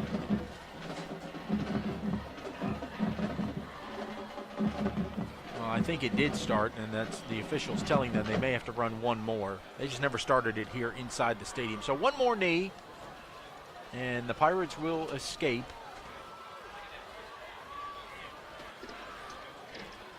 And we're just going to let it run all the way down. Jamari says, Coach, I don't think I need to run it. One. And now it's official. The Petal Panthers walk the plank as your Pirates have come down to the Pine Belt and won it 38-12. A gritty, unbelievable, all-around team effort. Offense, defense, special teams, and every single coach that was on that sideline tonight played a huge part in getting this victory. Yeah, dominating performance, Greg, from the kick. I mean, from the get-go, it was 21-0 Pirates at the end of the first quarter, and then a difficult second quarter. Pirates pick up 3 more points and go to the half, 24-0 lead. But if you've been a part of the broadcast, you know we lost Jerry Johnson and Jacoby and Shoto on that final drive into the half. We think both those guys will be okay, but you don't see them in the second half. You're missing your backup quarterback in Jacob LaFontaine with a broken hand, and so you go to your running back, Jamari Thompson, who plays quarterback the whole second half. And what do we do with that? We put 14 more points on the board, and the Pirates pick up a huge, convincing, and confidence-building 38-12 victory to kick off region play. And we are 1-0 in Region 3-6A. We'll give you an abbreviated Mississippi Army National Guard post-game show. Brian, if you want to run down the scoring for us and give the folks that, brought to you by the Mississippi Army National Guard. Yeah, game summary tonight. As we said, it was all Pirates from the get-go, 10:42, so less than 2 minutes into the contest, Jerry Johnson took it 19 yards to the house on a run. The Cody Arms extra point was good. It was 7-0 Pirates before you could blink. 5:10 remaining in the first quarter. It was Jerry Johnson handing off to Jacoby and Shoto, who went 60 yards to the house. 14-0 Pirates after the Arms extra point. And then with 2:44 remaining in the first quarter, Jerry Johnson found Justice Moore from 34 yards out. The Arms extra point made it 21-0 Pirates. And it was all good guys after the first quarter. 2 seconds remaining before halftime. Cody Arms tacks on a 34-yard field goal to make it 24-0 at the break. And at the break, the coaches tried to figure out what are we going to do with the quarterback position. It would be Jamari Thompson who would check in and play quarterback and keep it on the ground the entire second half. Petal able to add a touchdown in the third quarter to make it 24-6, but then it was Jamari Thompson from 1 yard out after a 78-yard run on the first offensive play of the second half for the Pirates. He finishes off the drive with a 1 yard touchdown plunge. The Arms extra point again is good, 31-6 Pirates at that point. And then a 23-yard run in the third quarter from Jamari Thompson. The Arms extra point was good to make it 38-6 Pirates. Petal able to add one more touchdown really in garbage time with 9:30 remaining in the fourth quarter. A 20-yard pool touchdown run. The extra point for the second time, no good. And that's where things would end tonight. 30.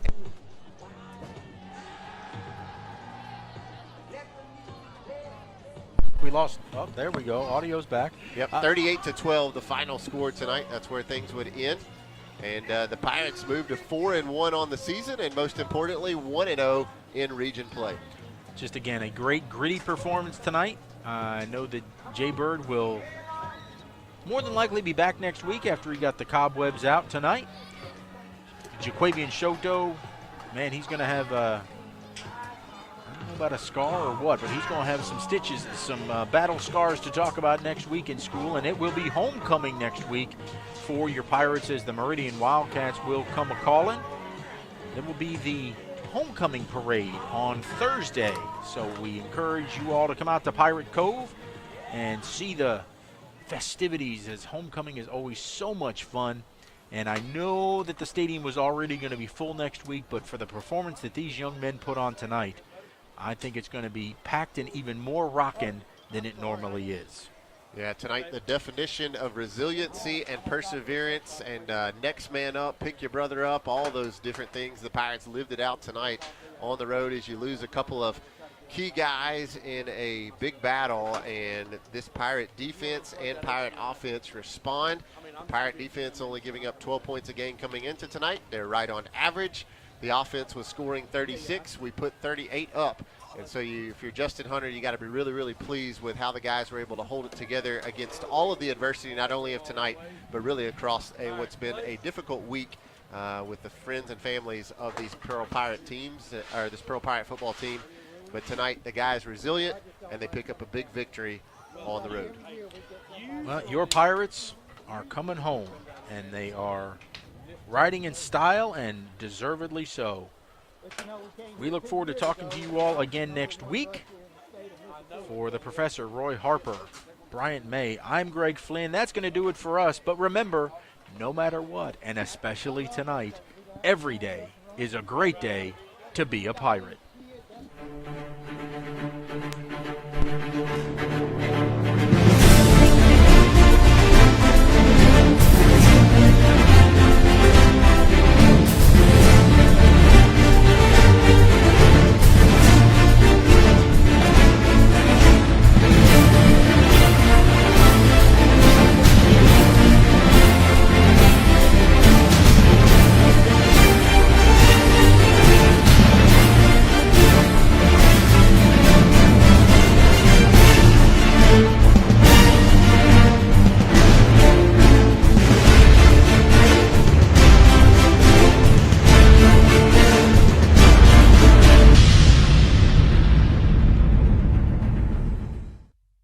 Thank you for watching PMB Sports.